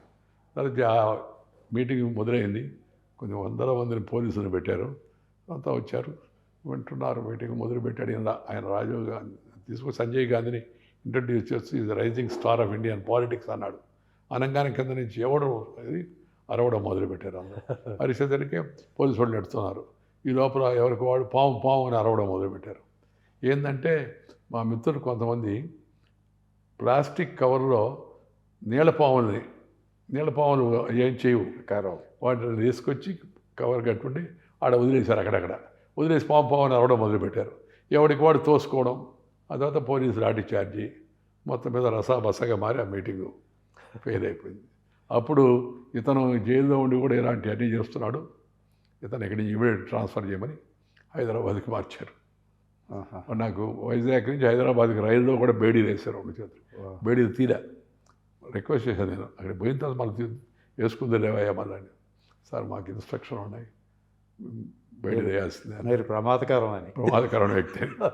సరే మళ్ళీ ముషిరాబాద్ జైలుకి వచ్చాం. అట్లా 17.5 నెలల పాటు జైల్లో ఉన్నా. జైలు జీవితం మరొక మలుపు తిప్పింది. ఏంటంటే చదువుకొని ప్రాక్టీస్ చేద్దాం అనుకుని నేను, ఈ ఇందిరాగాంధీ ఏంది, జైల్లో పెట్టడం ఏంది, మన నియంతృత్వం ఏంది, అన్యాయం ఇదని జైల్లో మేము రోజు సాయంత్రం సమావేశాలు పెట్టుకునేవాళ్ళం. అటు జనసంఘ వాళ్ళు, ఆర్ఎస్ఎస్ వాళ్ళు, స్వతంత్ర పార్టీ, ఓల్డ్ కాంగ్రెస్, సోషలిస్టులు, తర్వాత అక్కడి నుంచి నక్సలైట్లు ఉండేవాళ్ళు. వెంపట భారతి, వెంపట సత్యం, శ్రీకాకుళం, ఆ నుంచి కోటేశ్వరరావు అని వైకే అని, ఆ కోటేశ్వరరావు వేరు, ఈ కోటేశ్వరరావు వేరు. ఆయన తర్వాత రాచకొండ విశ్వనాథ శాస్త్రి, విశ్వనాథం గారు, రచన గారు కొద్ది రోజులు ఉన్నారు, అందరూ ఉన్నాం కదా. సాయంత్రం కూర్చున్నప్పుడు ఒక్కొక్క టాపిక్ మీద మాట్లాడేవాళ్ళు. మనం క్వశ్చన్ ఆన్సర్ అడగవచ్చు ఫ్రెండ్లీగా. అట్లా చేయదని ఏ రోజుకి ఆ రోజు కొంత జనరల్ పొలిటికల్ నాలెడ్జ్ పెరిగింది. తర్వాత పట్టుదల కూడా వచ్చింది. మనల్ని ఇందిరాగాంధీ అరెస్ట్ చేసింది దెబ్బతీయాలని.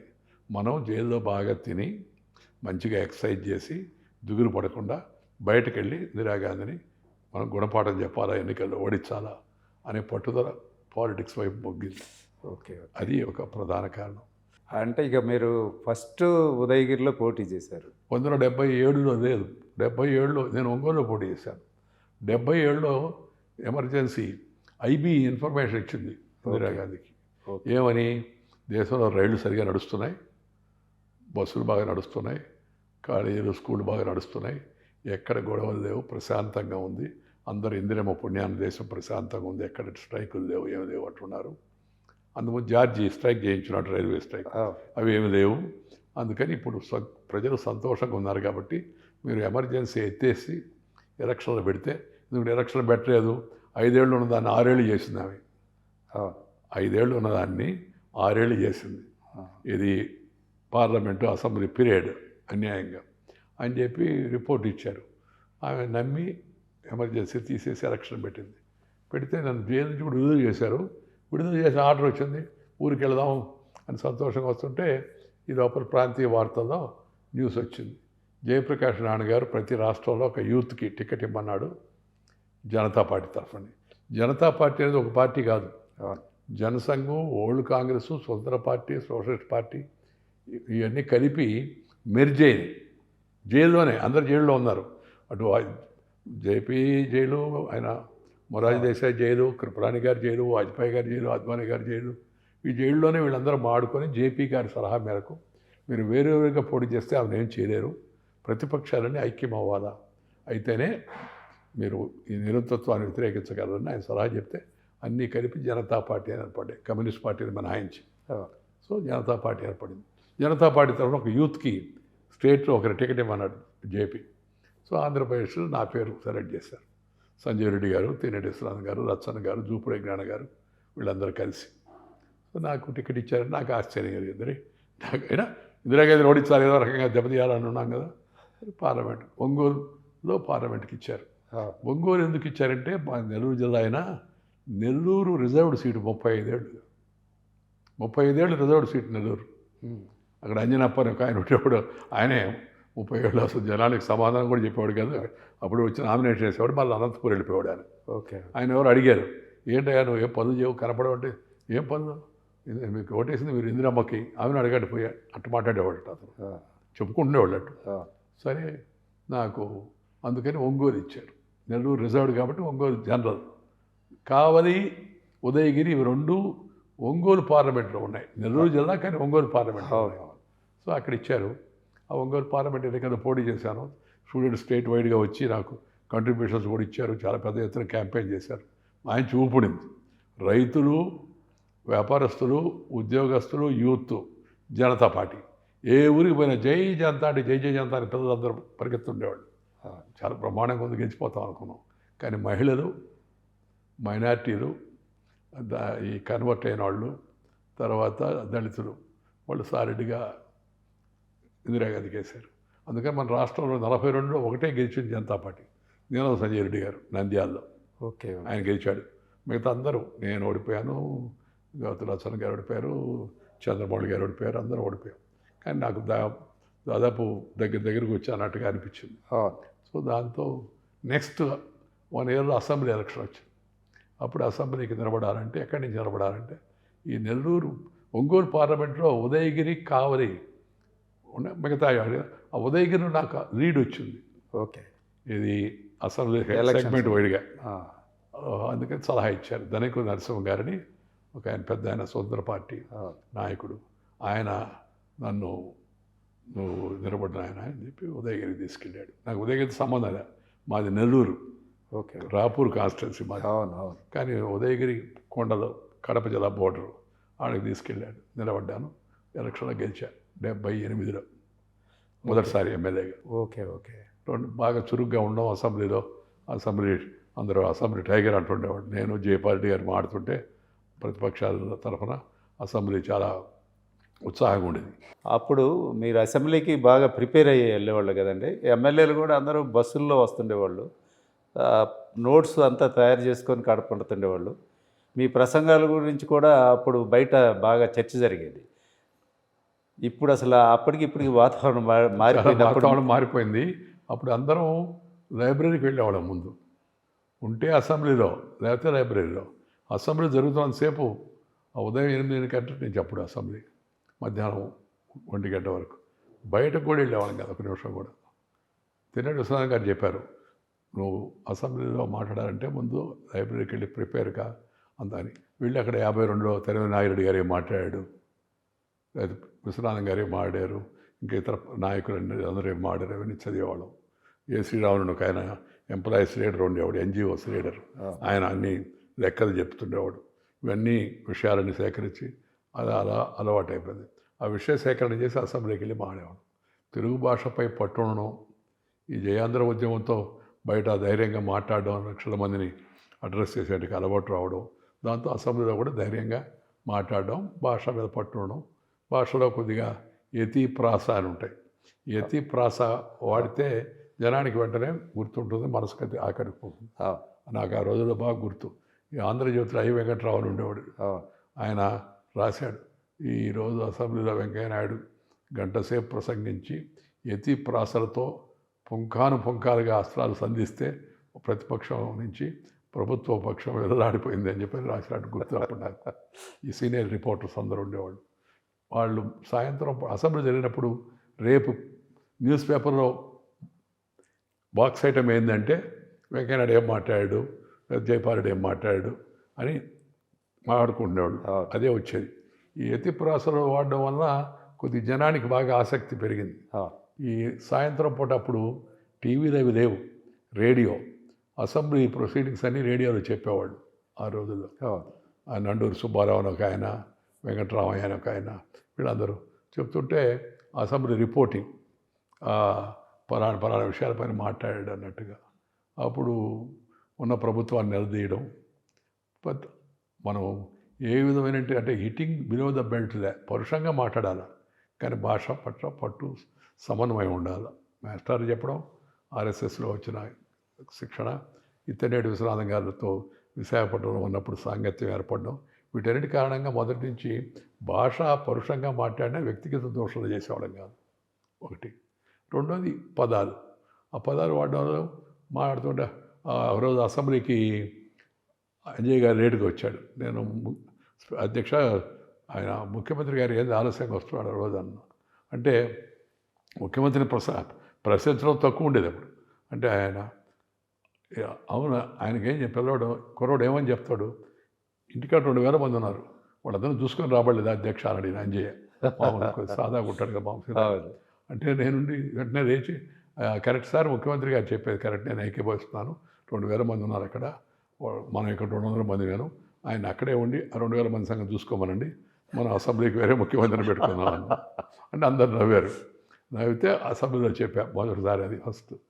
అసెంబ్లీలో చూద్దామంటే అయ్యప్పరెడ్డి, ప్రైవేట్గా చూద్దామంటే ప్రభాకర్ రెడ్డి, ఇంట్లో చూద్దామంటే ఇంద్రసేన్ రెడ్డి, జనంలో కలుద్దామంటే జనార్దన్ రెడ్డి, అసలు ఆయన ఎక్కడ అంజరెడ్డి అని. అది నెక్స్ట్ డే బాక్స్ ఐటమ్. అలా పదాలు ప్రాస వాడడం వలన జనానికి బాగా. పత్రికలు కూడా అప్పుడు కొత్తగా వచ్చిన ఈనాడు, జ్యోతి, ఇవన్నీ కూడా అన్ని పత్రికలు వాస్తవంగా చెప్పాలి, ఆంధ్ర పత్రిక ఉండేది అప్పుడు. వీళ్ళందరూ బాక్స్ ఐటమ్ ఇచ్చేవాళ్ళు, ఎంకరేజ్ చేసేవాళ్ళు, ఎక్స్ట్రాగా బాగా మాట్లాడుతున్నామని. అట్ట అది కాస్త గుర్తింపులోకి వచ్చే అవకాశం అసెంబ్లీలో ఉన్నప్పుడు వచ్చింది.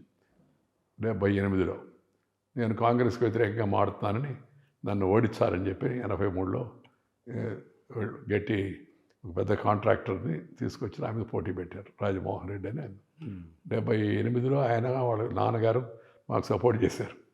83లో 78లో నేను నిలబడ్డప్పుడు కాంగ్రెస్ తరఫున మాదాల జానకిరామ్, ఆయన ఆంధ్రసేన, మేము జయాంధ్ర ఉద్యమం స్టూడెంట్ యాక్షన్ కమిటీ, వాళ్ళు ఆంధ్రసేన.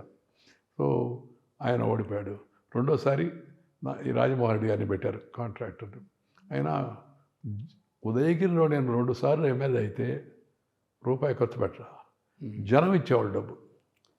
జనం ప్రతి ఊరిలో ఊరి బయటకు వచ్చి తప్పెట్టతో ఊరిలోకి తీసుకెళ్ళి ఆ రచ్చబండ దగ్గర దేవాలయం ఉంటుంది, అక్కడ మనం మాట్లాడేవాడు మాడితే అక్కడ ఒక ఆ తమలపాకులు కొబ్బరికాయ తమలపాకులు తర్వాత ఒక్కలు ఇస్తూ దాంట్లో ఒక 200 300 ఆ ఊరి శక్తిని బట్టి డొనేషన్గా ఇచ్చేవాళ్ళు. ఏమంటే బండికి డీజిల్ పోయించుకోవాలి కదయ్యా, దానికి ఉపయోగించుకోవాలి. అట్లా అలవాటు అయిపోయింది. గొప్ప విషయం, చాలా గొప్ప విషయం. పార్లమెంట్కి నిలబడ్డప్పుడు స్టూడెంట్స్ అందరూ వచ్చి కంట్రిబ్యూట్ చేశారు ఆ ఉత్సాహంతో, అది సరే. కానీ అసెంబ్లీకి నిలబడ్డప్పుడు 2 సార్లు రూపాయి తీసుకోరు ఉదయగిరి ప్రజలు. నేను అందుకే ఇప్పుడు ఉదయగిరి వాళ్ళని జీవితంలో మర్చిపోను ఇప్పటికి కూడా. నేను ఎక్కడున్నా వచ్చి కలుస్తుంటారు. వాళ్ళు కూడా కొద్దిగా చురుకు కూడా ఎక్కువ, వాళ్ళు చురుకుదనం కూడా ఎక్కువ. వాళ్ళు కొద్దిగా కాంగ్రెస్ వ్యతిరేక భావాలు ఎక్కువ ఉదయగిరిలో. 2వ సారి నేను నిలబడుతున్నప్పుడు నన్ను ఎలాగైనా ఓడించారని జనార్దన్ రెడ్డి గారు, చెన్నారెడ్డి గారు మాడుకొని ఇందిరాగాంధీని తీసుకొచ్చారు ఉదయగిరికి. చిన్న ఊరేది, ఉదయగిరి టౌన్ పాపులేషన్ 10,000 కూడా లేదు. కాన్స్టిట్యూన్స్ అంతా రూరల్. బట్ జనాన్ని విపరీతంగా మొబిలైజ్ చేసి ఉండే ట్రాక్టర్ అనే వాళ్ళే తీసుకొని మొత్తం పెద్ద మీటింగ్ పెట్టారు. నాకు తెలవకుండా పార్టీ వాళ్ళు వాజ్పేయి గారికి ఫోన్ చేశారు. ఏమని, సార్ ఇందిరాగాంధీ వస్తుంది వెంకయ్య. అరే ఓ వెంకయ్య జీ జాయిగా చింతా బతుకోరా అన్నాడు ఆయన. అంటే లేదు సార్ ఇక్కడ కష్టంగా ఉంది, మీరు ఎట్టిస్తే బాగుంటుంది అనేసరికి ఆయన నా మీద అభిమానంతో పాపం వాజ్పేయి గారు చెన్నై నుంచి కారులో నెల్లూరు వచ్చి ఉదయగిరి వచ్చాడు, మీటింగ్ అడ్రస్ చేశాడు. ఇందిరాగాంధీ ఏమో హెలికాప్టర్లో వచ్చింది, వాజ్పేయి గారు బై రోడ్డు వచ్చాడు చెన్నై నుంచి. వచ్చి మాట్లాడి మళ్ళా బెంగళూరు వెళ్ళాడు బై రోడ్డు. నా మీద అభిమానం, యువకుడిగా ఉన్నాడు అని చెప్పని నన్ను పార్టీలో గుర్తించి వాజ్పేయి గారు, అద్వానీ గారు మొదటి నుంచి ప్రోత్సహించారు. దానివల్ల నేను నెల్లూరులో ఒకప్పుడు చదువుకునేటప్పుడు వాజ్పేయి గారు అంటే అభిమానం, ఈ ఆర్ఎస్ఎస్కి పోవడం వీటి వల్ల కూడా గోడ మీద రాసేవాడిని, వాజ్పేయి గారు వస్తున్నారు. అలాగే బైక్ అనౌన్స్మెంట్ చేసేవాడిని, వాజ్పేయి సాయంత్రం వస్తున్నారు, కోఆపరేటివ్ బ్యాంకులో బహిరంగ సభ ఉంది, అందరూ వచ్చి దాన్ని జయప్రదం చేయండి అని. అలా గోడ మీద రాసిన వెంకయ్య, బైక్ అనౌన్స్మెంట్ చేసిన వెంకయ్య ఒకరోజు అధికార పార్టీకి అధ్యక్షుడై అఖిల భారత స్థాయిలో, అదే అటల్ బిహారీ వాజ్పేయి అద్వానీ మధ్యలో కూర్చొని పార్టీ అధ్యక్ష బాధ్యతలు నిర్వహిస్తాడని నేను అనుకోను. క్రమశిక్షణ, కష్టపడి పనిచేయడం, నమ్మిన సిద్ధాంతాన్ని నమ్ముకొని ఉండడం. నేను చేరేటప్పుడు చాలామంది అన్నారు, ఈ రామనాయుడు గారి నాన్నగారు ఆన వెంకటరెడ్డి గారు ఉండేవాడు, వెంకటరెడ్డి ఆయన నన్ను అరే అబ్బాయి అదేంది ఏం పార్టీ అదేంది దాంట్లో చేరుతున్నావు అన్నాడు. మా మామ చెప్పడానికి, మా వాడు అంటే జాగ్రత్తలు ఆటే ఏం పార్టీ రాడు. నేను చేరడం లేదు, జనసంఘ అంటే అభిమానం నాకు, వాజ్పేయి గారంటే అన్నా. అరే అది ఉత్తరాది పార్టీ రా అన్నాడు. నిన్న అది చదువుకున్నోళ్ళ పార్టీరా, దేశంలో చదువుకున్నోళ్ళు తక్కువ, ఓట్లు తక్కువ వస్తాయి అన్నాడు. ఆ తర్వాత అది కోమటివాళ్ళ పార్టీ, వ్యాపారాల పార్టీ రా అన్నాడు. ఆ రోజులు అటు మాట్లాడేవాడు. ఆ తర్వాత రాష్ట్ర అది శాఖాహారుల పార్టీ రా అన్నాడు. అప్పుడు దాకా నేను విన్నాను చెప్పినవన్నీ మామూలుగా శాఖాహారుల పార్టీ అనగానే మనసులో ఒక రకంగా కంగారేసింది. తర్వాత వెళ్ళి అడిగితే ఆర్ఎస్ఎస్ పెద్దది అదేం లేదు, మనం మీటింగ్కి వచ్చేది మీటింగ్ కోసం కానీ ఈటింగ్ కోసం కాదు, మన ఇంట్లో ఏమైనా తినవచ్చు, మీటింగ్లో మాత్రం 2 వంటలు చేయడం కష్టం కాబట్టి 1 వంటే చేస్తాం అని చెప్పారు. నాకు అర్థం, నువ్వు కావాలంటే మీ ఇంట్లో నాన్ వెజిటేరియన్ తిను, మమ్మల్ని పిలిస్తే మేము కూడా వచ్చి తింటాం అని చెప్పారు. దాంతో అనుమానం పోయింది. అలా అఖిల భారత స్థాయిలోకి వెళ్ళేదానికి అటు అద్వానీ గారు, వాజ్పేయి గారు వచ్చినప్పుడు నేను ఇన్ఛార్జిగా ఉండేవాళ్ళని, వాళ్ళ టూర్లకి, వాళ్ళ సాయంత్రం పూట మంచి చెడు చూడడానికి వాళ్ళకి టీ ఏర్పాటు చేయడం, భోజనాలు, అట్లా కొంత చురుగ్గా ఉండడం, అసెంబ్లీలో బాగా మాట్లాడుతూ ఉండడం, ఇవన్నీ చూసి వాజ్పేయి గారికి, అద్వానీ గారికి నేనంటే బాగా అభిమానం ఏర్పడింది. కొంచెం వెనక్కి లాగుతున్నా మిమ్మల్ని. అసెంబ్లీలో మీరు మాట్లాడడానికి ప్రిపేర్ అయ్యి వెళ్ళేవారు కదా, అప్పట్లో పార్టీలకి స్ట్రాటజీ అనే ఒక కమిటీ మీటింగులు ఉండేవా? పార్టీ స్ట్రాటజీలు ఉండేవి కాదు, ఉంటే కలిసి కూర్చొని అనుకునేవాళ్ళం, అపోజిషన్ వాళ్ళ 4-5 కలిసి కూర్చునేవాళ్ళం. అంటే రేపు అసెంబ్లీలో ఏం మాట్లాడాలి, ఏం అంశాలు వస్తాయి అనేదాన్ని చర్చించుకునేవాళ్ళం. చర్చించుకొని పార్టీలో దాని ప్రకారం ప్రిపేర్ అయిపోవాలా, ఎవరెవరు ఎంత మాట్లాడాలి. అప్పుడు ఒక అడ్వాంటేజ్ ఉండేది ఏంటంటే, ఎవరు బాగా మాట్లాడితే వాళ్ళకి ఎంత సమయాన్ని ఇచ్చేవాళ్ళు. ఇప్పుడు పార్టీకి ఎంత బలం ఉందో దాన్ని బట్టి. ఓకే. అప్పుడు అలా కాదు. అందుకని నాకు పార్టీగా అప్పుడు నేను గెలిచింది 3 మేము, అయినా నాకు ఎక్కువ టైం ఇచ్చారు. ఆశ్చర్యం వేస్తుంది ఇప్పుడు అనుకుంటే, ఇప్పుడు ఉండే పరిస్థితి చూస్తే. ఇప్పుడు పార్టీకి టైం ఎంతో దాని ప్రకారం ఇస్తాను నీకు టైం. అంటే మీరు అన్ని రోజులు అసెంబ్లీకి వెళ్ళారా? ప్రతిరోజు అసెంబ్లీ మానేసిన రోజు నాకు గుర్తులేదు. ఎక్కడన్నా గొడవలు అయ్యి రేపు కానీ ఏమైనా జరిగితే రాత్రిపూట బస్సు ఎక్కి వెళ్ళిపోయేవాడిని ఆ ఊరికి. ఓకే. వెళ్ళిపోయి ఫీల్డ్లో ఇన్స్పెక్షన్ చేసి కనుక్కొని విషయం కనుక్కొచ్చి మరుసటి రోజు అసెంబ్లీలో నేను వెళ్ళొచ్చాను పలానా దగ్గర చీరాల్లో ఫైరింగ్ అయింది, ఇదిగో ఈ సంగతి అని తాజాగా అధికారపూర్వకంగా మాట్లాడేవాడు విత్ అథారిటీ అన్నట్టుగా. ఓకే. అది ఒకటి. తర్వాత ఈ పెద్దలు కూడా అప్పుడు ఉన్న లచ్చన్ గారు, లేకపోతే విశ్వనాథం గారు, చెన్నమనేని రాజేశ్వరరావు గారు, వీళ్ళందరూ కూడా నేను మాట్లాడుతుంటే ముచ్చటపడేవాళ్ళు. మాట్లాడుతున్నాడు కుర్రోడు పైకి మంచిదిలే వాడిని. జయపాడి గారు, నేను తెలుగులో ఆయన ఇంగ్లీష్లో. ఓకే. ఓకే. ఒకరోజు అజయ్ మేము మాట్లాడిన తర్వాత మనం రిప్లై చేయకుండా కూర్చోన్నాడు. అధ్యక్ష అదే స్పీకరు ముఖ్యమంత్రి గారు సమాధానం అన్నాడు. ఆయన నిదానంగా లేచాడు. అధ్యక్ష, ఇప్పుడే పంజాబ్ మెయిల్ వెళ్ళింది, ఒకరా ఊపిరి తీసుకోండి అన్నాడు. పంజాబ్ మెయిల్ అంటే అంత స్పీడ్లో మాట్లాడారు అని. ఆయన అయ్యప్పరెడ్డి గారు లేచి, అధ్యక్ష ఏం చేయాలా, ఆయన తెలుగులో ఈయన ఇంగ్లీష్లో ఇద్దరు తిరుపతి వెంకట కవులాగా మమ్మల్ని వాయిస్తున్నారు అని అన్నాడు. వాళ్ళిద్దరు గురించి మాడుతూ, జయపాడి గారి గురించి నన్ను గురించి మాడుతూ అట్లా పెద్దవాళ్ళు కూడా ఎంకరేజ్ చేసేవాళ్ళు. మేము లైబ్రరీకి వెళ్ళి ప్రిపేర్ అయ్యేవాళ్ళం, నోట్స్ రాసుకునేవాళ్ళం అంతా. అసెంబ్లీలో మీరున్నప్పుడు ఈ సవాళ్ళు విసురుకోవడం, అనుచితమైన భాషలు మాట్లాడడం ఎప్పుడన్నా దొరలే? సవాళ్ళు విసురుకునేవాళ్ళం కానీ అనుచితమైన భాష మాట్లాడడం లేదు. మేము ఎంత పరుషంగా చెన్నారెడ్డి గారిని విమర్శించినా ఆయన కూడా పరుషమే, కానీ మేము హిట్టింగ్ బిలో ద బెల్ట్ అంటారు కదా, అట్లా లేదు. తప్పుడు మాటలు మాట్లాడడం లేదా అపశబ్దాలు ఉపయోగించడం అంట. ఆయన కూడా అంత ఓపికగా సమాధానం చెప్పేవాడు. నాకు ఒక రోజు గుర్తు, అవిశ్వాస తీర్మానం పెట్టారు చెన్నారెడ్డి గారిని. ఆ రోజు చెన్నారెడ్డి గారి మీద మేము during the course of our tenure ఉతికి ఆరేసాం నిజంగా, వాస్తవంగా నేను, ఆయన, జయపారెడ్డి గారు. బట్ ఏం సమాధానం చెప్తాడు ముఖ్యమంత్రి అని అందరూ. అధ్యక్ష, 30 ఏళ్ల వయసు, 3 సంవత్సరాల అనుభవం, ముగ్గురు సభ్యుల పార్టీకి అధ్యక్షుడు, చాలా ముచ్చటగా మాట్లాడాడు. నేను వాళ్ళని నా పరిపాలన ద్వారా వాళ్ళని ఒప్పించలేకపోయాను, ఎక్కడో ఏదో లోటు జరిగి ఉందని చెప్పని నాకు వాళ్ళు అంటున్నారు. నేను దాన్ని స్వీకరిస్తాను, గమనించి దాన్ని సర్దిద్దుకుని ముందుకెళ్ళే ప్రయత్నం చేస్తాను అన్నాడు. అందరూ ఆశ్చర్యపోయారు. చెన్నారెడ్డి గారు మహాదూకుడు, అవును, ముఖ్యమంత్రిగా ప్రజానాయకుడిగా ఉన్నాడు కదా ఆయన. అంటే ఏంటంటే అట్లా మాట్లాడు అంటే మరి ఇంకొకరు రెచ్చగొట్టి మాడితే ఇంకొకరు వల్ల మనం మాడతాం. అవును, ఇంకా లేచి అనేది కూడా ఉండింది, కారణం అయి ఉండొచ్చు. ఏదేమైనా ఆయన గౌరవంగా హుందాతనంగా మాట్లాడేవాడు. ముఖ్యమంత్రులు అందరూ ఎక్కువ అంటే ఉండడు. విజయభాస్కర్ రెడ్డి కానీ, ఆయన కానీ, అంజయ్ కానీ. సరే, అంజయ్ అయితే ఆయన హ్యూమన్ ఫేస్ మామూలుగా, ఆయనకి మానవతా దృక్పథం ఎక్కువ. మనం మాట్లాడిన దాంట్లో ఏదన్నా ఒకసారి గొర్రెలకి నాకు బాగా గుర్తు, గొర్రెలకి గాలికుంటు వ్యాధి వచ్చింది. దాని మీద అసెంబ్లీలో చర్చ రావనెత్తాను నేను. అందరూ ఆశ్చర్యపోయేది. అంటే ఆయన అంజయ్ లేచి, అధ్యక్ష, గొర్రెలన్నిటికీ టీకా మందు ఏదో ఉంది, కనుక్కొని దాన్ని తెప్పించి అన్ని గొర్రెలకే ఇచ్చే ప్రయత్నం చేస్తాను రాష్ట్రంలో అన్నాడు. ఆయనకి భాషా సమస్య ఉండేది. ఎవరిని ఇంగ్లీష్లో మాట్లాడితే అర్థం కాదని ఆయన మీద జోకులు వేస్తుండేవారు. బట్ ఆయన లోకజ్ఞానం ఉండేది మనిషికి. పద్ధతి అయినాడు. కొద్దిగా పేదల పట్ల పక్షపాతం ఉండేది. అంటే ఆయన 6 అణాల కూలి అంటుండేవాడు. ఆయన వెంకటస్వామి, ఎంఎం హషీము, ఈ ముగ్గురు కలిసి ఒక బ్యాచ్గా ఉండేవాళ్ళు అని చెప్తుండేవాళ్ళు. ఇప్పుడు శాసనసభ్యులే కాదు, ముఖ్యమంత్రులు కూడా అసెంబ్లీలకు రావడం మానేశారు.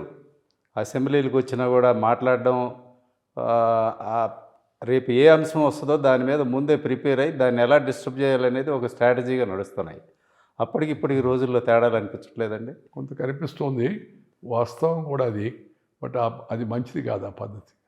ప్రతిపక్షం ఎంత మాట్లాడినా దాన్ని గౌరవంగా వినాలా, దానికి ధీటైన సమాధానం చెప్పాలా. నీ పరిపాలన బాగుంటే మాట్లాడినంత మాత్రాన్ని పొట్టాడు కాదుగా, ఆ తర్వాత సమాధానం తిరిగి చెప్పవచ్చు. అది కొద్దిగా విధానం కొరవడుతుంది. రెండవది, సభ్యులు వాడుతున్న పదాలు, ఈ భాష, అది బాగా రోజు రోజుకు దిగజారిపోతూ ఉంది. సవాళ్ళు, ప్రతి సవాళ్ళు అవి రాజకీయాల్లో కొంత సహజమే.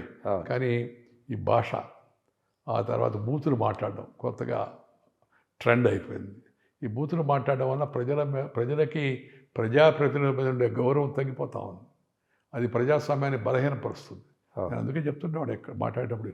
ఇప్పుడంటే రాజకీయాలు మేము ఎక్కువ మాట్లాడడం లేదు, కానీ ఈ అసెంబ్లీలో ఈ మాడుతున్న భాష అది మంచిది కాదు. భాషని అందరూ ప్రతి ఒక్కరు సరిదిద్దుకునే ప్రయత్నం చేయాలా అని చెప్పి నేనే చెప్పి ఒక మాట్లాడుతూ మీటింగ్లో ఎలక్షన్ ముందు ఈ బూతులు మాడుతున్నారు, ఏం చేయాలని అడుగుతున్నారు, బూతులు మాడే వాళ్ళకి సమాధానం మీ చేతుల్లోనే ఉందమ్మా అని చెప్పాను నేను. అంటే వాళ్ళు ఆడవాళ్ళు మా చేతుల్లో ఏముందయ్యా, మేమేం చేయగలం, వాళ్ళ దొరికిపోతే లేదమ్మా మీ చేతుల్లోనే ఉంది, ఏం బూతులు మాడేవాళ్ళకి బూతులోనే సమాధానం చెప్పండి అంటే మొదట అర్థం కాదు కొందరికి. బూత్లోనే సమాధానం చెప్పంటున్నాడు, ఏంది ఆయన బూత్ మాడమంటున్నాడు ఆయన. పోలింగ్ బూత్కి వెళ్ళి బటన్ నొక్కితే అదే అయిపోతారు. సరిగ్గా బటన్ నొక్కారు. మన ఎన్నికల్లో బూతులు మాడేవాళ్ళు ఎవరు గెలవరా? మీరు గమనిస్తే ఒకసారి వెనక్కి తిరిగి పరిశీలిసి చూస్తే పని కట్టుకొని ఓడించినట్టుగా అందరూ ఓడిపోయారు అనుకోండి, మామూలుగా వేవ్ వచ్చింది. బట్ ఈ బూతులు మాడతారని చెప్పిన ఎవరికైతే ఇది ఉందో వాళ్ళు అపప్రదన ఆరోపణ ఇది ఉందో వాళ్ళు ఎవరు గెలవరు. మీరు మాట్లాడే దాంట్లో మమ్మల్ని బాగా అట్రాక్ట్ చేసేది కొన్ని అంశాలు ఉంటాయి. మీరు అప్పట్లోనే ఎలక్షన్స్ వచ్చినప్పుడు కాంగ్రెస్ వాళ్ళ సెలక్షన్ గురించి మాట్లాడతా, అక్కడ ఎలక్షను, ఇక్కడ కలెక్షను, అక్కడ సెలక్షను అని మీరు చెప్తూ ఉండేవారు ఆసక్తిగా. అంటే ఈ డబ్బు రాజకీయాలు అప్పట్లోనే స్టార్ట్ అయినాయా? అని కొంత మొదలైనవి. ఆ కొద్దిపాటి మొదలైన దానికే మేము అంత రియాక్ట్ అయ్యేవాళ్ళం. ప్రజలు కూడా అంత హర్షించేవాళ్ళు కాదు అలా డబ్బు ప్రభావంతో ఎక్కువ మంది. కానీ ఇప్పుడు అంతా అసలు ఎంత మారిపోయిందంటే, ఆ మధ్య ఎవరు చెప్తాను నాకు, వెంకయ్యనాయుడు గారు మాట్లాడుతున్నా అంటే అందరూ తినేవాళ్ళు, విశ్వనాథం గారు మాట్లాడుతున్నా అంటే తినేవాళ్ళు, ఇప్పుడు అటు వేస్తారు అంతాను ఈ రోజుల్లో మారిపోయిందని. ఆ మధ్య ఎవరో చెప్పాడు, ఏమైందంటే అప్పుడు బండ్లు కట్టుకొని వచ్చి మీటింగ్లు పోయేవాళ్ళు అని చెప్తున్నారు కదా, ఇప్పుడు అటు వేస్తారు. ఇప్పుడు అంతా 3B ఫార్ములా అని. 3B ఫార్ములా అదేంటంటే అందరూ మీటింగ్ రావాలంటే మనం బస్సు, బిర్యానీ, బత్తా ఈ 3 ఉంటేనే వస్తున్నారు జనాలని. అంటే బత్తా, బిర్యానీ, బాటిల్ అవును ఇవి ఇస్తే కానీ అలవాటు చేస్తారట అవును జనాన్ని. అది తప్పు లేదనే భావం కలిగించారు. ఇది కూడా ఏమాత్రం మంచిది కాదు ప్రజాస్వామ్యానికి. దానితో కొత్త ట్రెండ్ వచ్చిందంటే ఈ ఉచితాలు, ఫ్రీబీస్. నేను సుతారాము ఈ ఫ్రీబీస్కి విరుద్ధం. అంటే పేదవాళ్ళకి వ్యతిరేకం మీరట. పేదవాళ్ళకి కావాల్సిన సౌకర్యాలు ఏర్పాటు చేయండి. అలాగే వాళ్ళ పిల్లలకి చదువు చెప్పించండి, వాళ్ళకి అవసరమైతే వైద్యం చేయించండి. అలాగే వాళ్ళ స్కిల్ వాటిలో మరింత అప్గ్రేడేషన్ వచ్చే అవకాశం ఏర్పాటు చేయండి. అంతేకాని ఉచితంగా ఇస్తారంటే మధ్యాహ్నం కొరమేర ఇస్తే సాయంత్రం బొచ్చి కావాలని అడుగుతాడు ఎవడన్నా. ఫ్రీగా ఇస్తున్నారు కాబట్టి ఇవాళ జరుగుతుంది అది. బడ్జెట్లో డబ్బులు లేకుండా విపరీతంగా ఖర్చు పెట్టడం, అప్పులు తేవడం, మనం అయిపోయిన తర్వాత వచ్చేవాళ్ళు చూసుకుంటారనే భావం కలుగుతుంది.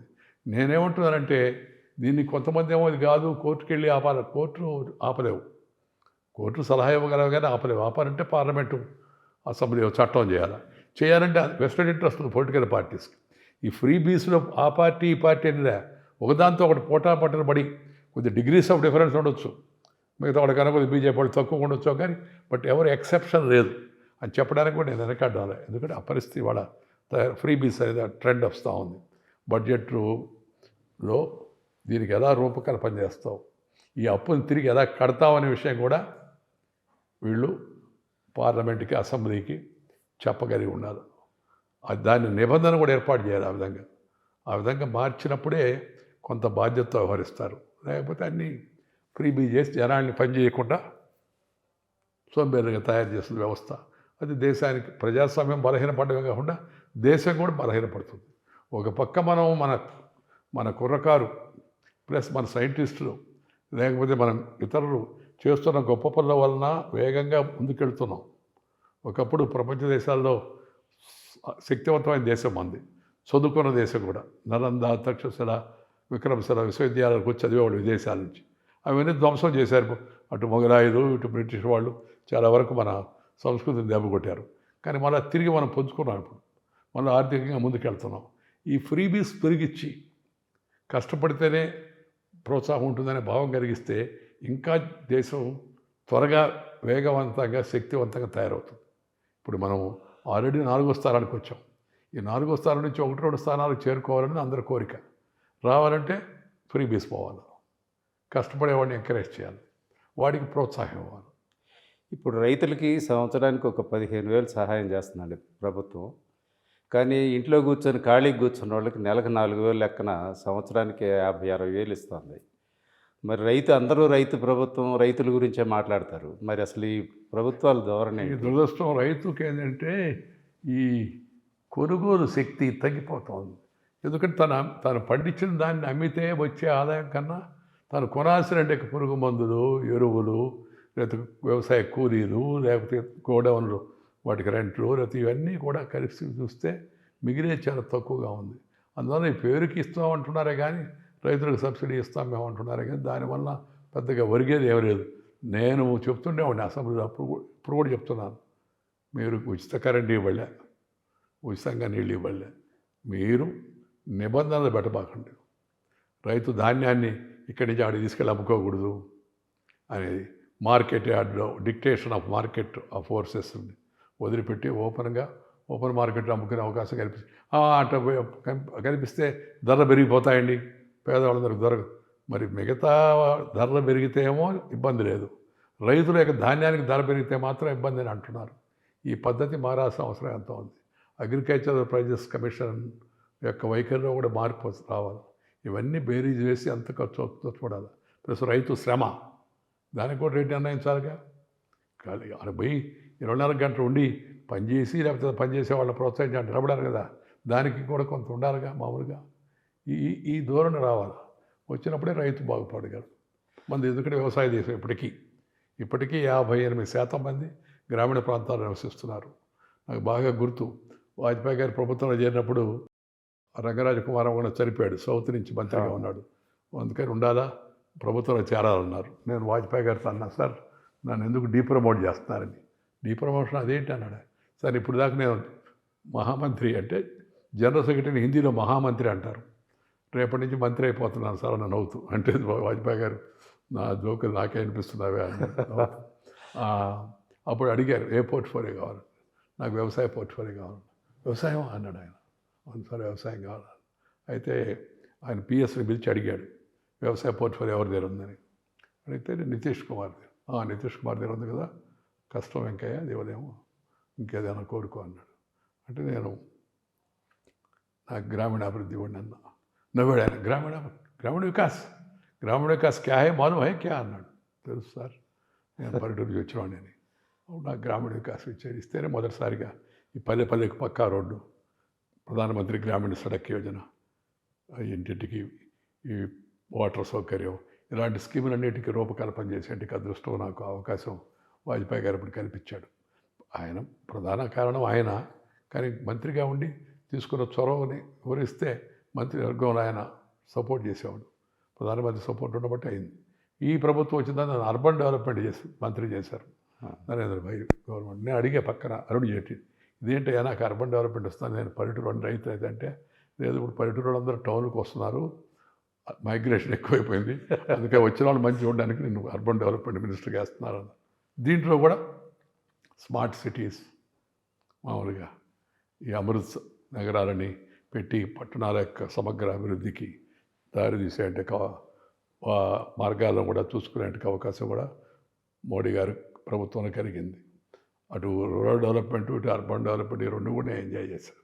నేను ఇందాక చెప్తున్నా కదా, నాకు వచ్చిన ప్రతి అవకాశాన్ని కష్టపడడం వలన, చిత్తశుద్ధి వలన ఎంజాయ్ చేశాను. మీ లైఫ్లో అన్నిటికన్నా బాగా ఎంజాయ్ చేసింది ఏందని అడుగుతారు. అన్నీ ఎంజాయ్ చేశాను. స్టూడెంట్ లీడర్గా ఎంజాయ్ చేశాను, ఎమ్మెల్యేగా ఎంజాయ్ చేశాను, మామూలుగా ఎంపీగా ఎంజాయ్ చేశాను, పార్లమెంట్ అఫేర్స్ మినిస్టర్గా ఎంజాయ్ చేశాను, రూరల్ డెవలప్మెంట్ మినిస్టర్గా ఎంజాయ్ చేశాను, అర్బన్ డెవలప్మెంట్ మినిస్టర్గా ఎంజాయ్ చేశాను. ఏ బాధ్యత ఇచ్చినా దాన్ని మంచిగా చేసే ప్రయత్నం చేయడం. ఆ తర్వాత ఉపరాష్ట్రపతి ఇచ్చారు. ఇది నా కోరికకు అనుకూలమైంది కాదు. నేను రాజకీయాల్లో ఉండాలి, చురుగ్గా ప్రజా జీవనంలో ఉండాలి, పబ్లిక్ని కలుస్తుండాలి, వాళ్ళకి ఏదైనా చేద్దామనే కోరిక మనసులో ఉండింది. ప్రధానమంత్రి గారు ఓ రోజు సడన్గా పిలిచి మిమ్మల్ని ఉపరాష్ట్రపతి చేస్తున్నామని అంటే, నాకు ఉపరాష్ట్రపతి ఏంటండి, నాకు పెద్ద ఇష్టం లేదన్నా. లేదు, రాజ్యసభలో బీజేపీకి మెజార్టీ లేదు, మనం అనేక బిల్లులు, మీకు కూడా ఇష్టమైన బిల్లులు ఉన్నాయి కదా, ఆర్టికల్ 370 రద్దు, ఈ అనేక రకాలైన ఈ మార్పులు తేవాల్సి వస్తున్నాం అంటే రాజ్యసభను మేనేజ్ చేయాలంటే అనుభవజ్ఞుడు కావాలి, అందుకని మిమ్మల్ని సెలెక్ట్ చేసాం, అందరం కలిసి. సరే, ఇంకా ఆ మాట చెప్పడంతో నేను ఇంకేం మాడలేకపోయాను. లేకపోతే నాకు స్వేచ్ఛ ఇచ్చుంటే నేను ఏ మంత్రి అయినా పర్వాలేదు, పార్టీకి పంపించేసినా నేను పార్టీ అధ్యక్షుడిగా లేకపోతే ప్రధానమంత్రిగా ప్రధాన కార్యదర్శిగా కూడా పనిచేయడానికి సిద్ధంగా ఉన్నాను. Because I use to enjoy every portion. General సెక్రటరీగా ఉన్నాను నేను దాదాపు 4 సంవత్సరాలు పార్టీ కార్యదర్శి స్థాయిలో. మొత్తం దేశం అంతా సంబంధాలు, అన్ని రాష్ట్రాల పార్టీ యూనిట్తో సంబంధాలు వచ్చేదానికి అది బాగా ఉపయోగపడింది. అంటే ఉపరాష్ట్రపతిగా మీ ప్రసంగాలు మీరు మాట్లాడేదానికి పరిమితులు వచ్చినాయి. మీరు ఎంత ఇబ్బంది పడ్డారో తెలియదు కానీ జనం మాత్రం చాలా ఫీల్ అయ్యారు, ముఖ్యంగా తెలుగు రాష్ట్రాలు. మీరు కేంద్ర మంత్రిగా ఉన్నప్పుడు మన రాష్ట్రాలకి బాగా చేశారు. అయితే మిగతా రాష్ట్రాల నుంచి మీ రాష్ట్రాలకు ఎక్కువ చేసుకున్నారు, ఇలాంటి విమర్శలు ఏమి రాలేదా? పెద్దగా విమర్శలు రాలా. ఎందుకంటే నేను నిత్య సంబంధం పెట్టుకున్నాడు ప్రతి స్టేట్తో. వాళ్ళు పిలిచి వాళ్ళతో మాట్లాడుతునేవాళ్ళు. వాళ్ళ సమస్యలు ఎందుకు.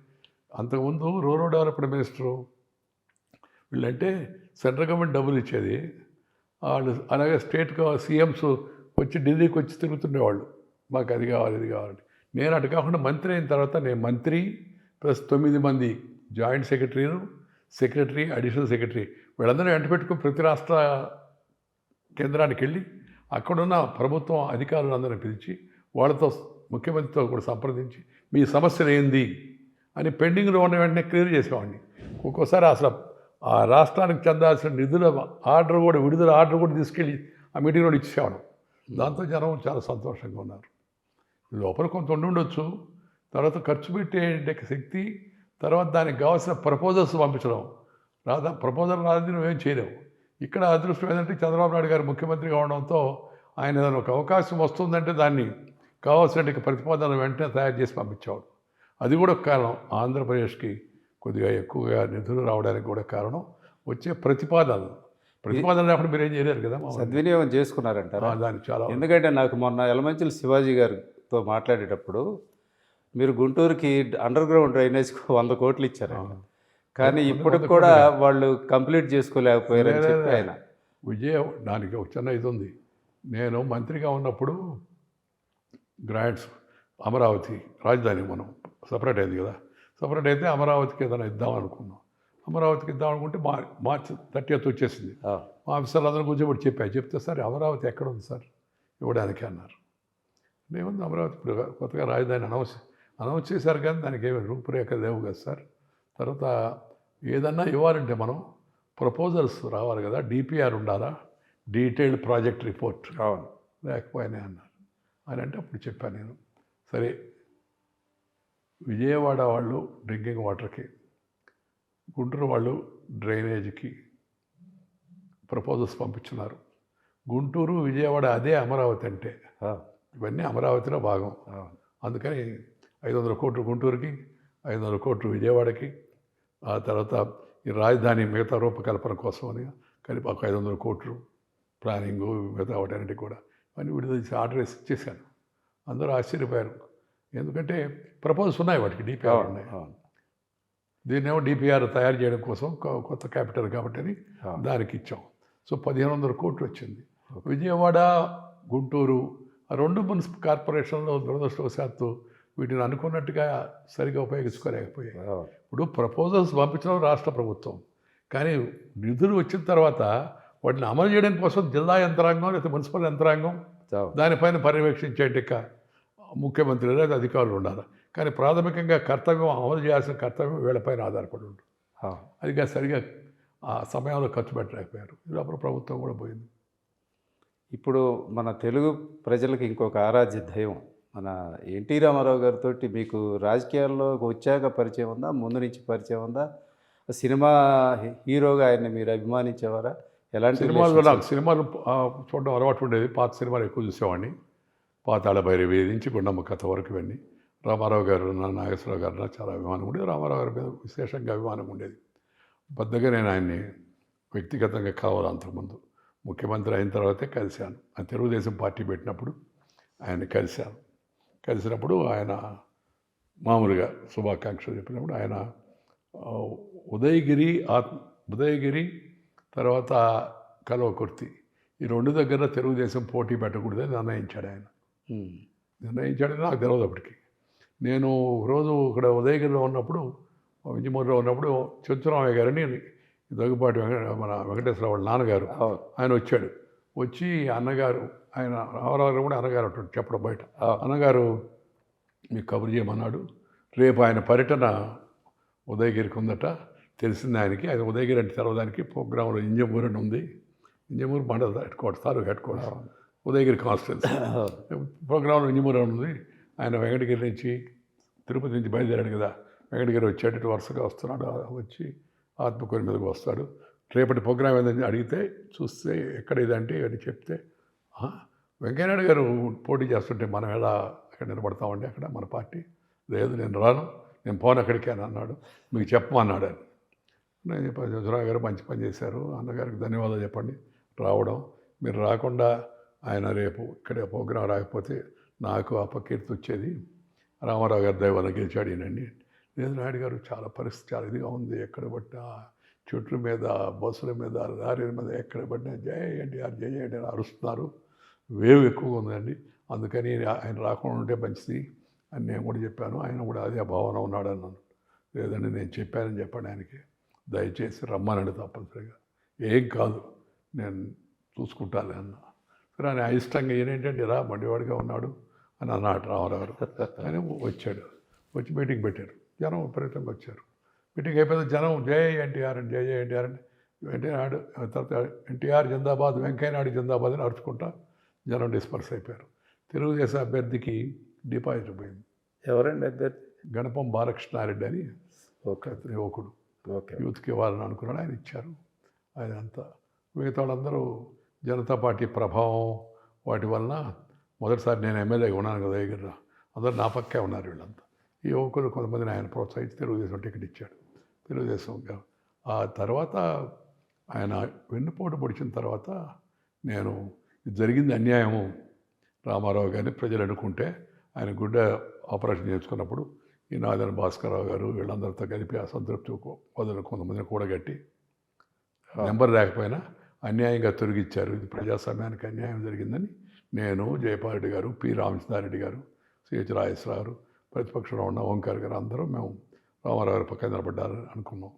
బట్ నేను కొద్దిగా చురుగ్గా ఉండి అప్పుడు ఆయన తిరిగి మళ్ళీ ముఖ్యమంత్రి అయ్యేంతవరకు బాగా చురుగ్గా ఉన్నా. అందుకని రామారావు గారికి నేనంటే బాగా ఇష్టం. ఆ ప్రోగ్రామ్స్ ప్లానింగు అంతా నాకు ఒక ఐడియా కూడా ఉంది కాబట్టి మేము ప్లానింగు ఐడియాస్ అన్నీ మేము ఇస్తే దాని కింద కావాల్సిన టెక్నాలజిస్టికల్ సపోర్టు అవన్నీ చంద్రబాబు నాయుడు చూసుకునేవాడు. కానీ జనరల్ ఐడియాస్, కౌంటర్ స్ట్రాటజీస్ అవన్నీ కూడా మేము రూపొందించేవాళ్ళం. సో రామారావు గారు దాంతో నేనంటే బాగా అభిమానం ఉండేది. నాకు కూడా ఆ సినిమా కాలం నుంచి ఆయనంటే అభిమానం ఉంది కాబట్టి ప్రజలు ఆయన కోటేశారు. మనం వెంకయ్యనాయుడు, జయపాల్ మేమందరం అంత ఉన్నా అందరూ అనుకున్నారు తెలుగుదేశం రాకపోతే ఈసారి బీజేపీ గెలిచిపోతే వెంకయ్యనాయుడు ముఖ్యమంత్రి అయిపోతారు, కొంత మాట్లాడారు అప్పుడు. అది కొంత అతిశయోక్తి కూడా ఎక్స్పెక్టేషన్స్ ప్రజల్లో అట్టున్నది. మీడియాలో మేము అపోజిషన్ అంటే మేమే కదా అన్నట్టు. బట్ ఆయనకి ఆకర్షణ, సినిమా ఆకర్షణ, ఆయన దేవుడని, రాముడని, కృష్ణుడని ప్రజలు భావించడం, ముసలివాళ్ళతో సహా అందరూ ఆయన అంటే చాలా అభిమానంగా ఉన్నారు. మేమంటే చదువుకున్న వాళ్ళు, యూత్ బాగా రైతులు ఆకర్షణగా ఉన్నారు, కానీ మిగతా వర్గాల్లో అంత చొచ్చుకుపోవాలి మేము. ఆయన ఆ పాత్రలు పోషించకపోతే అసలు హిందూ దేవుళ్ళకి ఈరోజు అంత గుర్తింపు ఉండదేమో అని కూడా మాట్లాడతారు కొంతమంది. ఆయన వల్ల ఆ పాత్రలో ఎలా ఉంటుందంటే, కృష్ణుడు ఎలా ఉంటాడంటే ఎన్టీ రామారావు లాగా ఉంటాడని మన బోటి వాళ్ళకి కూడా, చదువుకున్న వాళ్ళకి కూడా భావన మనసులో అట్టు వచ్చి, ఇంకా పల్లెటూరులో ఉన్న వాళ్ళ గురించి చెప్పాల్సిన అవసరం లేదు. అవునవును. ఒకసారి కొండపల్లిలో అఖిలపక్ష సమావేశం జరిగింది. మహానాడుకు ముందు అన్ని పార్టీల వాళ్ళని, దేశంలో ఉన్న అన్ని నేషనల్ పార్టీ లీడర్స్ అందరినీ పిలిచాడు. ఎన్టీఆర్, ఎంజీఆర్ దగ్గర నుంచి, ఇటు కమ్యూనిస్టు దగ్గర నుంచి, ఇటు జనసంఘ వాజ్పేయి గారి దగ్గర నుంచి అందరూ వచ్చి అక్కడ సమావేశం పెట్టారు. అక్కడ జరిగింది, సమావేశం జరిగింది. ఇప్పుడు మీకు సోమశిల ప్రాజెక్టు ఒకటే అప్పట్లో నిర్మాణం చేశారు. తర్వాత తెలుగుగంగ ప్రాజెక్ట్ని తమిళనాడుకి మంచినీళ్ళు ఇవ్వడానికి చేసేటప్పుడు రూపకల్పన చేసి, అందులో మీ పాత్ర శివరామకృష్ణ గారిని చీఫ్ ఇంజనీర్ ఉండేవాడు. ఆయన ఒకసారి నన్ను పిలిపించి మాట్లాడి, రామారావు గారు ఇట్లా చేయాలని చూస్తున్నాడు, మీ సలహాలు ఏమైనా ఉన్నాయని అడగమందంటే నేను నాకు తెలిసిన ఆలోచన చెప్పాను. కానీ శివరామకృష్ణ గారు అద్భుతమైన ఇంజనీర్. ఆయన చాలా చక్కగా దాన్ని తీసుకెళ్ళి గాలేరు నగరి, అంద్రి నీవా అక్కడ వరకు కలిపేయడానికి ప్రయత్నం ఆయన చేశాడు. దానికి ఆయన ఆలోచనలు ఇంజనీర్ ఆయనే కానీ, బట్ రామారావు గారు వెనక దాంతో సహజంగా మా ప్రాంతానికి కూడా చాలా వరకు మేలు జరిగింది. ఇప్పుడు తర్వాత మీకు చంద్రబాబు నాయుడు గారితో రిలేషన్స్ ఎప్పుడు స్టార్ట్ అయినాయండి? అంటే ఇప్పుడు చంద్రబాబు నాయుడు గారితో అసెంబ్లీలో ఉన్నప్పుడు చంద్రబాబు నాయుడు, సుబ్రహ్మణ్య నాయుడు, కర్రం బలరామకృష్ణమూర్తి వీళ్ళంతా కూడా మాతో, రాజశేఖర రెడ్డి, వైఎస్ రాజశేఖర రెడ్డి వీళ్ళందరూ మాతో పాటు అసెంబ్లీకి ఎన్నికయ్యారు 78లో.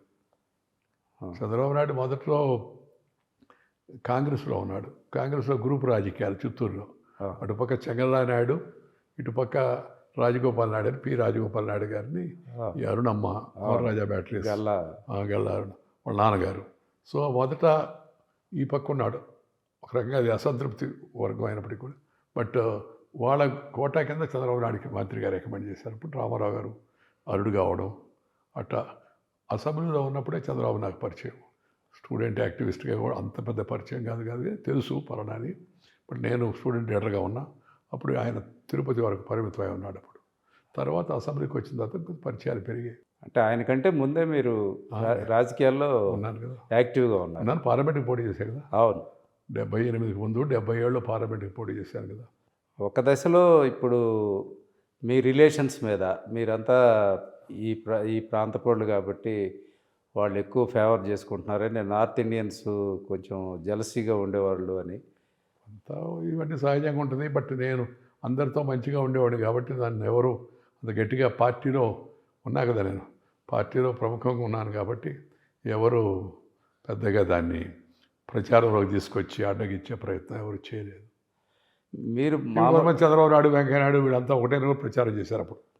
అంత తప్పుడు రామారావు గారు వీళ్ళంతా ఒకటే కదా అని అంటే నేను దానికి బహిరంగ సభలో సమాధానం చెప్పాను. చంద్రబాబు నాయుడు, వెంకయ్య నాయుడు ఒకటే అవుతారు, ఆయన గడ్డ ఉంది నాకు లేదు నవ్వుతూ నా తరహాలో సమాధానం చెప్పాను నేను. ఆయన ఈయన అంతా ఒకటే అంటున్నారు. మళ్ళీ అందుకే రామారావు గారిని సపోర్ట్ చేశాడని. మరి ఆయన ఎవరు అన్నా అంటే వెంటనే అర్థం కాదు అందరికి విషయం. ఆయన అని వెనుపోటు పొడిచిన ఆయన కూడా అదే కదా అని. అంటే కులాన్ని ఆపాదించి కొంత బలహీనపరుద్దామని చూశారు. అందువల్ల జనానికి అర్థమైంది వీళ్ళు ఒక కాజ్ కోసం అన్యాయం జరిగిందని చేశారు కానీ కులం దృష్టిలో కాదని చెప్పారండి. అంటే ఈ పార్టీ మొదటి నుంచి నమ్ముకొని ఉన్నాం, ఆ సిద్ధాంతం దానికి కట్టుబడి ఉన్నాం. అదే నిదర్శనం జనానికి. ఎవరెన్ని ప్రచారాలు చేసినా సిద్ధాంతపరమైన రాజకీయాలు తప్పితే కులపరమైనవో, వ్యక్తిపరమైనవో, మతపరమైన రాజకీయాలు కాదు. ఇప్పుడు జాతీయ రాజకీయాల్లో మన తెలుగు వాళ్ళ ప్రాతినిధ్యం తగ్గుతున్నట్లే మనకు అనిపిస్తుందండి. ఇప్పుడు మీరంతా రిటైర్ అయ్యితో ఉన్నారు. ఇప్పుడు భవిష్యత్తులో ఎలా ఉంటుంది? అప్పటికి ఇప్పటికీ చాలా తేడా వచ్చింది. దాని మీద మంచి వాళ్ళని, సరిగా చిత్తశుద్ధితో పనిచేసే వాళ్ళని, వాక్శుద్ధి ఉన్న వాళ్ళని, విషయ పరిజ్ఞానం ఉన్న వాళ్ళని చూసి ఎన్నుకోవాలి. అంతేగాని అదేమి కోటా ప్రకారం వచ్చేది కాదు కదా. తెలుగువాడైనా అక్కడికి పోయి ఢిల్లీలో సరైన ప్రయత్నమో, సరైన ప్రసంగమో, సరైన వ్యవహారం చేయకపోతే వచ్చే ప్రయోజనం ఏముంటుంది? చురుకైన వాళ్ళని, కరుకైన వాళ్ళని మంచి చూసి ప్రజలు ఎన్నుకోవాలి. People deserve the government they elect. వాళ్ళు ఎలాంటి వాళ్ళని ఎన్నుకుంటే అలాంటి వాళ్ళే వస్తారు.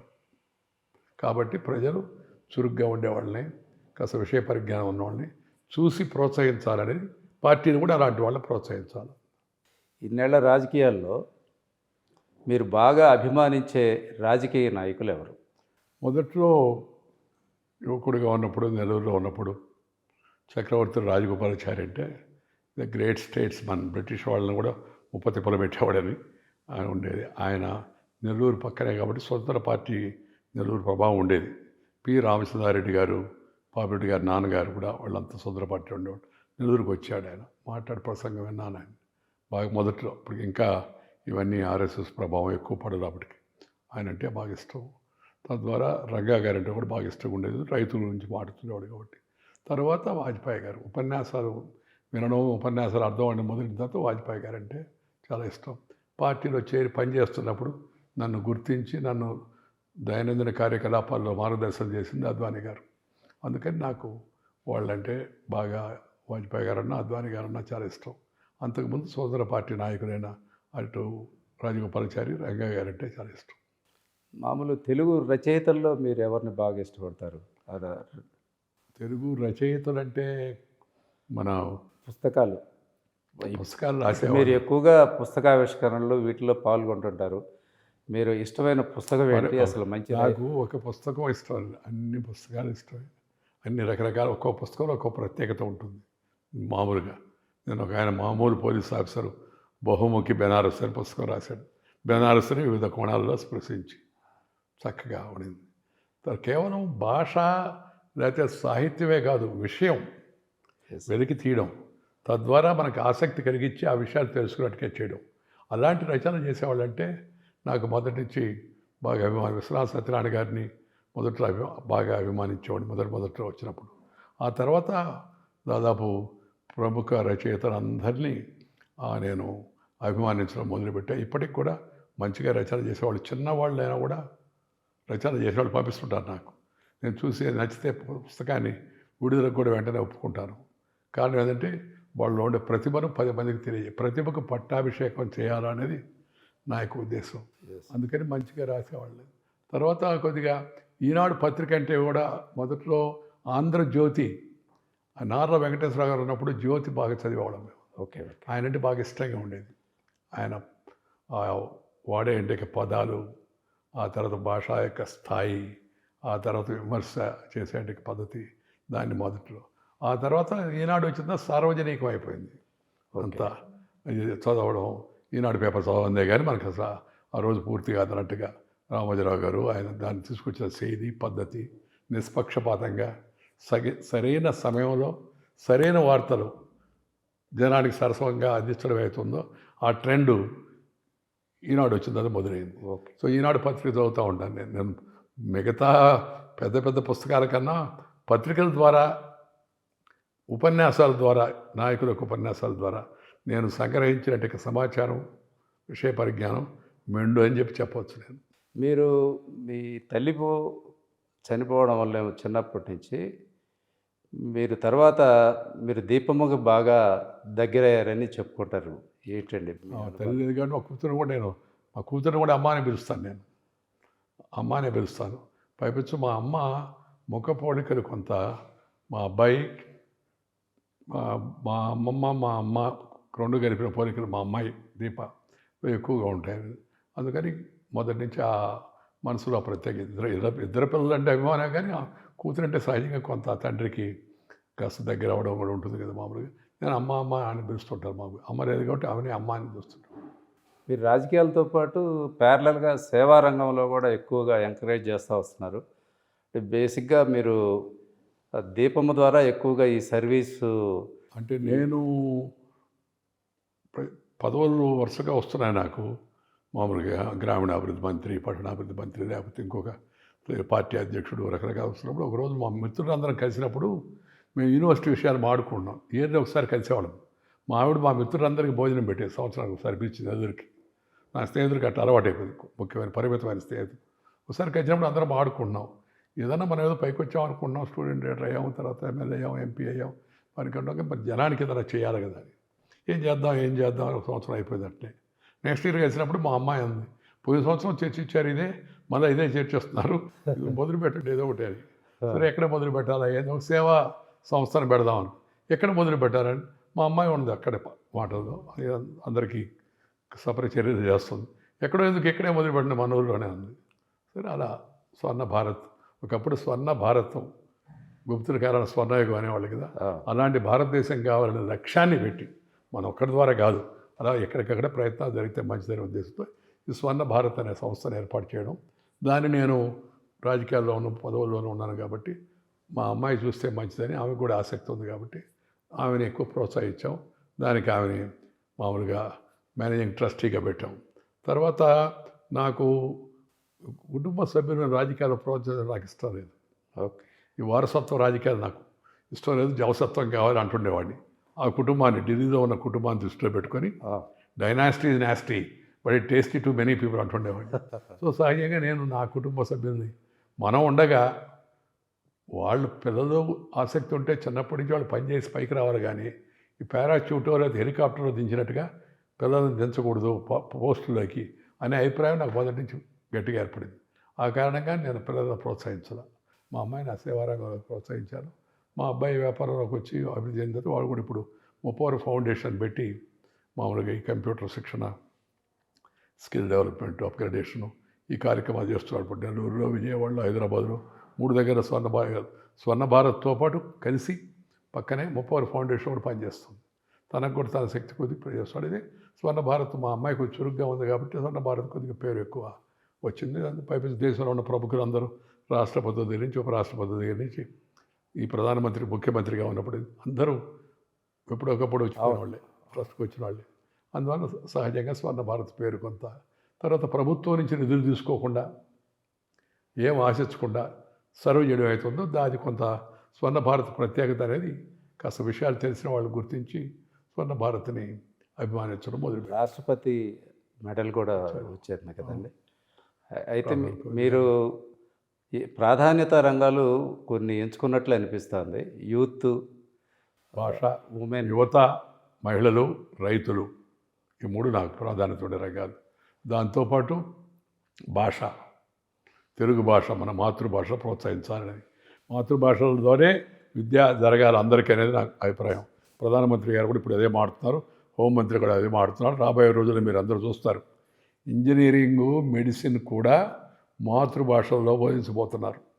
దానికి కావాల్సిన ఏర్పాట్లు ఏఐసిటి, అది యూజిసి ఇవన్నీ ఏర్పాటు చేస్తున్నాయి. ఎందుకంటే ఇదే అభిప్రాయం ప్రధానమంత్రి గారికి ఉంది, ఇదే అభిప్రాయం అమిత్ షా గారికి కూడా ఉంది, హోంమంత్రి గారికి కూడా ఉంది. అలా వస్తే పిల్లలు సులభంగా తెలుసుకోగలరు, ఇంకా విషయ పరిజ్ఞానం పెరగద్దు అనేది ఒకటి. భాష మీద అభిమానం. రెండవది మన సంస్కృతి పట్ల, మన భారతీయ సంస్కృతి ప్రపంచంలో కల్లా మన కుటుంబ వ్యవస్థ ఇవన్నీ ఉత్తమమైనటువంటి భావం నా మనసులో మామూలుగా ఉంది.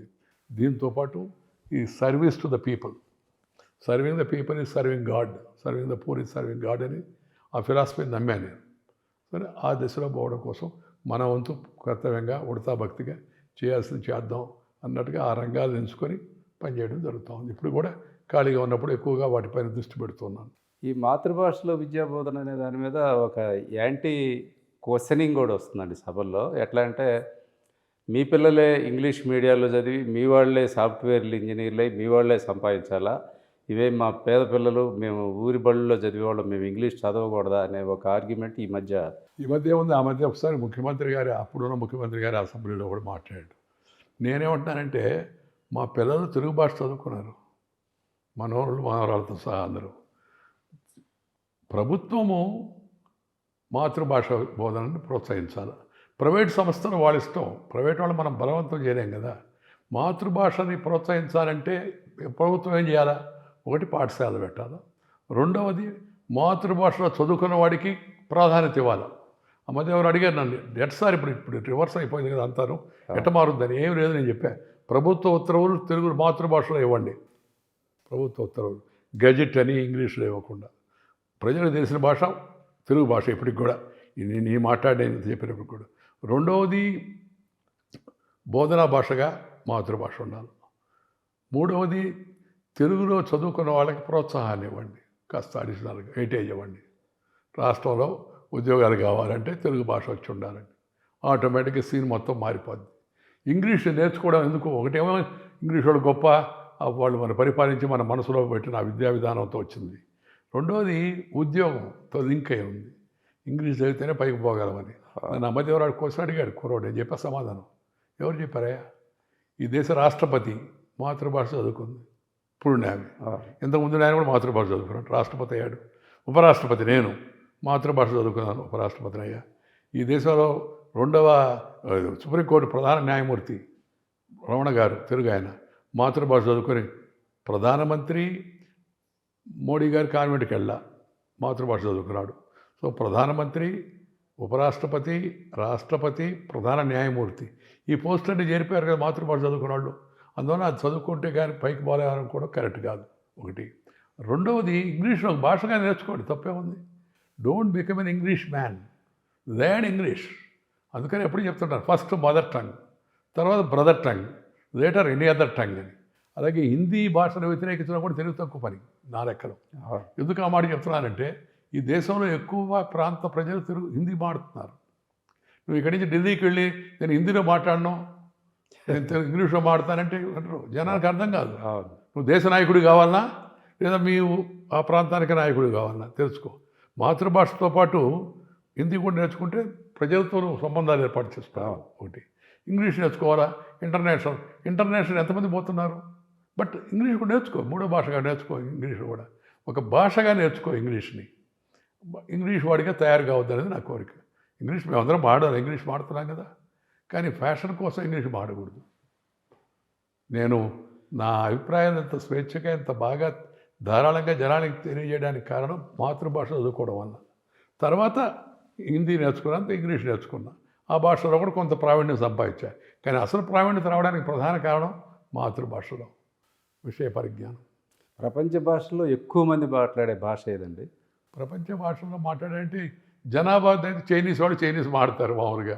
చాలామంది ఒక తప్పుడు అభిప్రాయంతో ఉన్నారు. ఏది పెద్ద పెద్ద అభివృద్ధి చెంది China, Germany, Japan, France, Russia వీళ్ళెవరు ఇంగ్లీష్ మాట్లాడరు. చాలామందికి వాళ్ళు ఇంగ్లీష్ మాట్లాడతారు అనుకుంటారు. కరెక్ట్ కాదు. నేను ఉపరాష్ట్రపతిగా ఉన్నప్పుడు, పార్టీ అధ్యక్షుడు ఉన్నప్పుడు విదేశ నాయకులందరూ వచ్చి కలిసేవాళ్ళు. వాళ్ళు నాతో మాట్లాడుతున్నప్పుడు ఇంగ్లీషు మాడేవాళ్ళు కాదు, వాళ్ళ భాషలో మాట్లాడేవాళ్ళు. పక్కన ఒక దుబాషి ట్రాన్స్లేటర్ ఉండేది. నేను సుష్మా స్వరాజ్ని అడిగా, ఏమా వాడికి ఇంగ్లీష్ రాదా అని. వచ్చు, కానీ వాళ్ళు మాతృభాష మాడడానికి గర్విస్తారు, ట్రాన్స్లేషన్ పెట్టుకున్నారని. That is the secret. So మనం మాత్రమే ఇట్లా ఈ భావంతో ఉన్నాం, ఇంగ్లీష్ మాడుకుంటారు గొప్ప అని. జనానికి అర్థం కాని భాషలో నువ్వు మాడితే ఏం గొప్ప అంట. కాబట్టి మాతృభాషలో ప్రోత్సహించుకోవాలా, మాతృభాషలో మాట్లాడుకోవాలా. ప్రైవేట్ వాళ్ళు చదువుకునే దాంట్లో వాళ్ళు ఏదైనా బట్ రష్యా భాషలో చదువుకుంటారు. నిన్ను వద్దని అడిగేది ఎవడు? అయితే సమాజంలో కింద వర్గాల్లో కూడా, పేద వర్గాల్లో కూడా ఇందాక మీరు చెప్పినట్టుగా ఈ ఆలోచన ఉంది, ఇది ఈ తప్పుడు భావం ఉంది. మనం ఇంగ్లీష్ చదువుకుంటే కానీ పైకి భావం అన్నట్టుగా. ఎప్పుడైతే మీరు ఉద్యోగాన్ని లింక్ చేయండి మాతృభాషతో, ఆటోమేటిక్గా అందరూ ఇంగ్లీష్ వాళ్ళు ఇంగ్లీష్ వస్తేనే ఉద్యోగం అన్నారు, నేర్చుకోవాలి ఇంగ్లీషు. తెలంగాణలో ఉర్దూ వస్తేనే ఉద్యోగం అన్నాడు నిజాం నవాబు. ఉర్దూ నేర్చుకున్నారు. ఈ పాతక తరం వాళ్ళందరూ, ఈ చనమనేని రాజేశ్వరరావు గారి దగ్గరికి అందరూ ఉర్దూలో ధారాళంగా మాడతారు. శ్రీనారాయణ రెడ్డి గారి కవి అయిన ఉర్దూ అంతా. దానికి కారణం అప్పుడు నిజాం హయాంలో మీకు ఉర్దూ వస్తేనే ఉద్యోగం అన్నాడు, అందుకని నేర్చుకున్నారు. ఈ ప్రభుత్వ పాఠశాలలన్నీ దాదాపు నత్తనాడుగా నడుస్తున్న ఈ స్ట్రెంగ్త్ లేదు, ఎక్కువగా ప్రైవేటైజేషన్కి వెళ్ళేటప్పటికి ఎడ్యుకేషన్లో మాతృభాష ఎలా గ్రో అవుద్దండి? ప్రైవేటైజేషన్కి మీరు దాన్ని ఆపలేరు. Public private partnership is a must. కానీ ప్రభుత్వము తన పాఠశాలలో మంచి ఉపాధ్యాయులు నియమించి మంచిగా ప్రోత్సహించి, నేను ఇందాక చెప్పినట్టుగా ఉద్యోగాన్ని చదువుతో లింక్ చేసినప్పుడు భాషతో ఆటోమేటిక్గా పరిస్థితిలో మార్పు వస్తుంది. చాలా విషయాలు మీరు అంటే మీతో మాట్లాడాలంటే రోజులు కొన్ని 76 ఏళ్ళ అనుభవంలో మేము ఎన్నో విషయాలు తెలుసుకోవచ్చు. ఈ విషయాలను మనకున్న పరిజ్ఞానాన్ని ఇతరులకు, ముఖ్యంగా యువతరానికి అందించాలని, అందుకే ఆ ఉద్దేశంతో నేను ఈ ఇంటర్వ్యూలను ఒప్పుకుంటాను, లేదా ఈ కాలేజీలకి, యూనివర్సిటీలకి, వీటన్నిటికి వెళ్ళి ఎక్కువగా మాట్లాడడానికి కూడా ప్రధాన కారణం అదే. మనకున్న అనుభవం, మనం నేర్చుకున్న విషయాలు మిగతా వాళ్ళకి కూడా తెలియజెప్పాలి, ముఖ్యంగా యువతరానికని. సో మీరు ఈ అవకాశం విస్తృతంగా అన్ని విషయాలు తెలియజేసేట్టుగా ఇంటర్వ్యూ ఏర్పాటు చేసినందుకు మీరు మీ ఛానల్కి ఏదైతే మొదట్లో ఇవన్నీ రాకముందే తెలుగు వన్ ఛానల్ ఆయన స్టార్ట్ చేసిందే తెలుగు వచ్చిన వాళ్ళతోటి ఇంటర్నెట్తో ఉద్యోగాలు చేయించవచ్చనే, అది ఆ ఎయిమ్ తోటి ఆయన స్టార్ట్ చేశారు. అవును, అది ఆ దిశలో చాలా ప్రగతి సాధించింది. శుభాకాంక్షలు. సందర్భంగా మేము ఈరోజు కలవడం మా అదృష్టం. మీరు ఎలా ఈ నిండు నూరేళ్ళు ఆయురారోగ్యాలతో ఉండాలని కోరుకుంటూ ధన్యవాదాలు. నాకు 2 పుట్టినరోజులు. ఒకటి ఈరోజు బడిలో హెడ్ మాస్టర్ వేసిన పుట్టినరోజు ఇది. ఓకే. ఇంకోటి మా అమ్మమ్మ వాళ్ళు చెప్పిన దాని ప్రకారం పెద్దగారు ఏమైనా దరిదాపుల్లో పుట్టామంటే అది 23వ తారీఖుని పెద్దవాళ్ళు అది అన్నారు. సో 23 ఇంట్లో వాళ్ళంతా కుటుంబ సభ్యులందరూ జన్మదినం అనుకుంటారు. ఈరోజు జన్మదినం అని చెప్పని ప్రభుత్వం దీని ప్రకారం ప్రధానమంత్రి, రాష్ట్రపతి, గృహమంత్రి, స్పీకరు అందరూ ఫోన్ చేసి అభినందించడం అలవాటుగా పడిపోయింది. ఎందుకంటే వాళ్ళకి రికార్డులో ఉండేది జూలై 1 అని. సో జన్మదిన శుభాకాంక్షలు తెలిపినందుకు. అంటే తాతగారి నుంచి మీకు జరిగిన ట్రాన్స్ఫర్మేషన్ ఉంది చూసారా, అదే నేను ఇందాక మిస్ అయ్యాను. అది ఇప్పుడు మీ దగ్గర నుంచి నెక్స్ట్ జనరేషన్స్ ట్రాన్స్ఫర్మేషన్ చేస్తామని చెప్పి హామీ ఇస్తూ సంతోషం. ధన్యవాదాలు.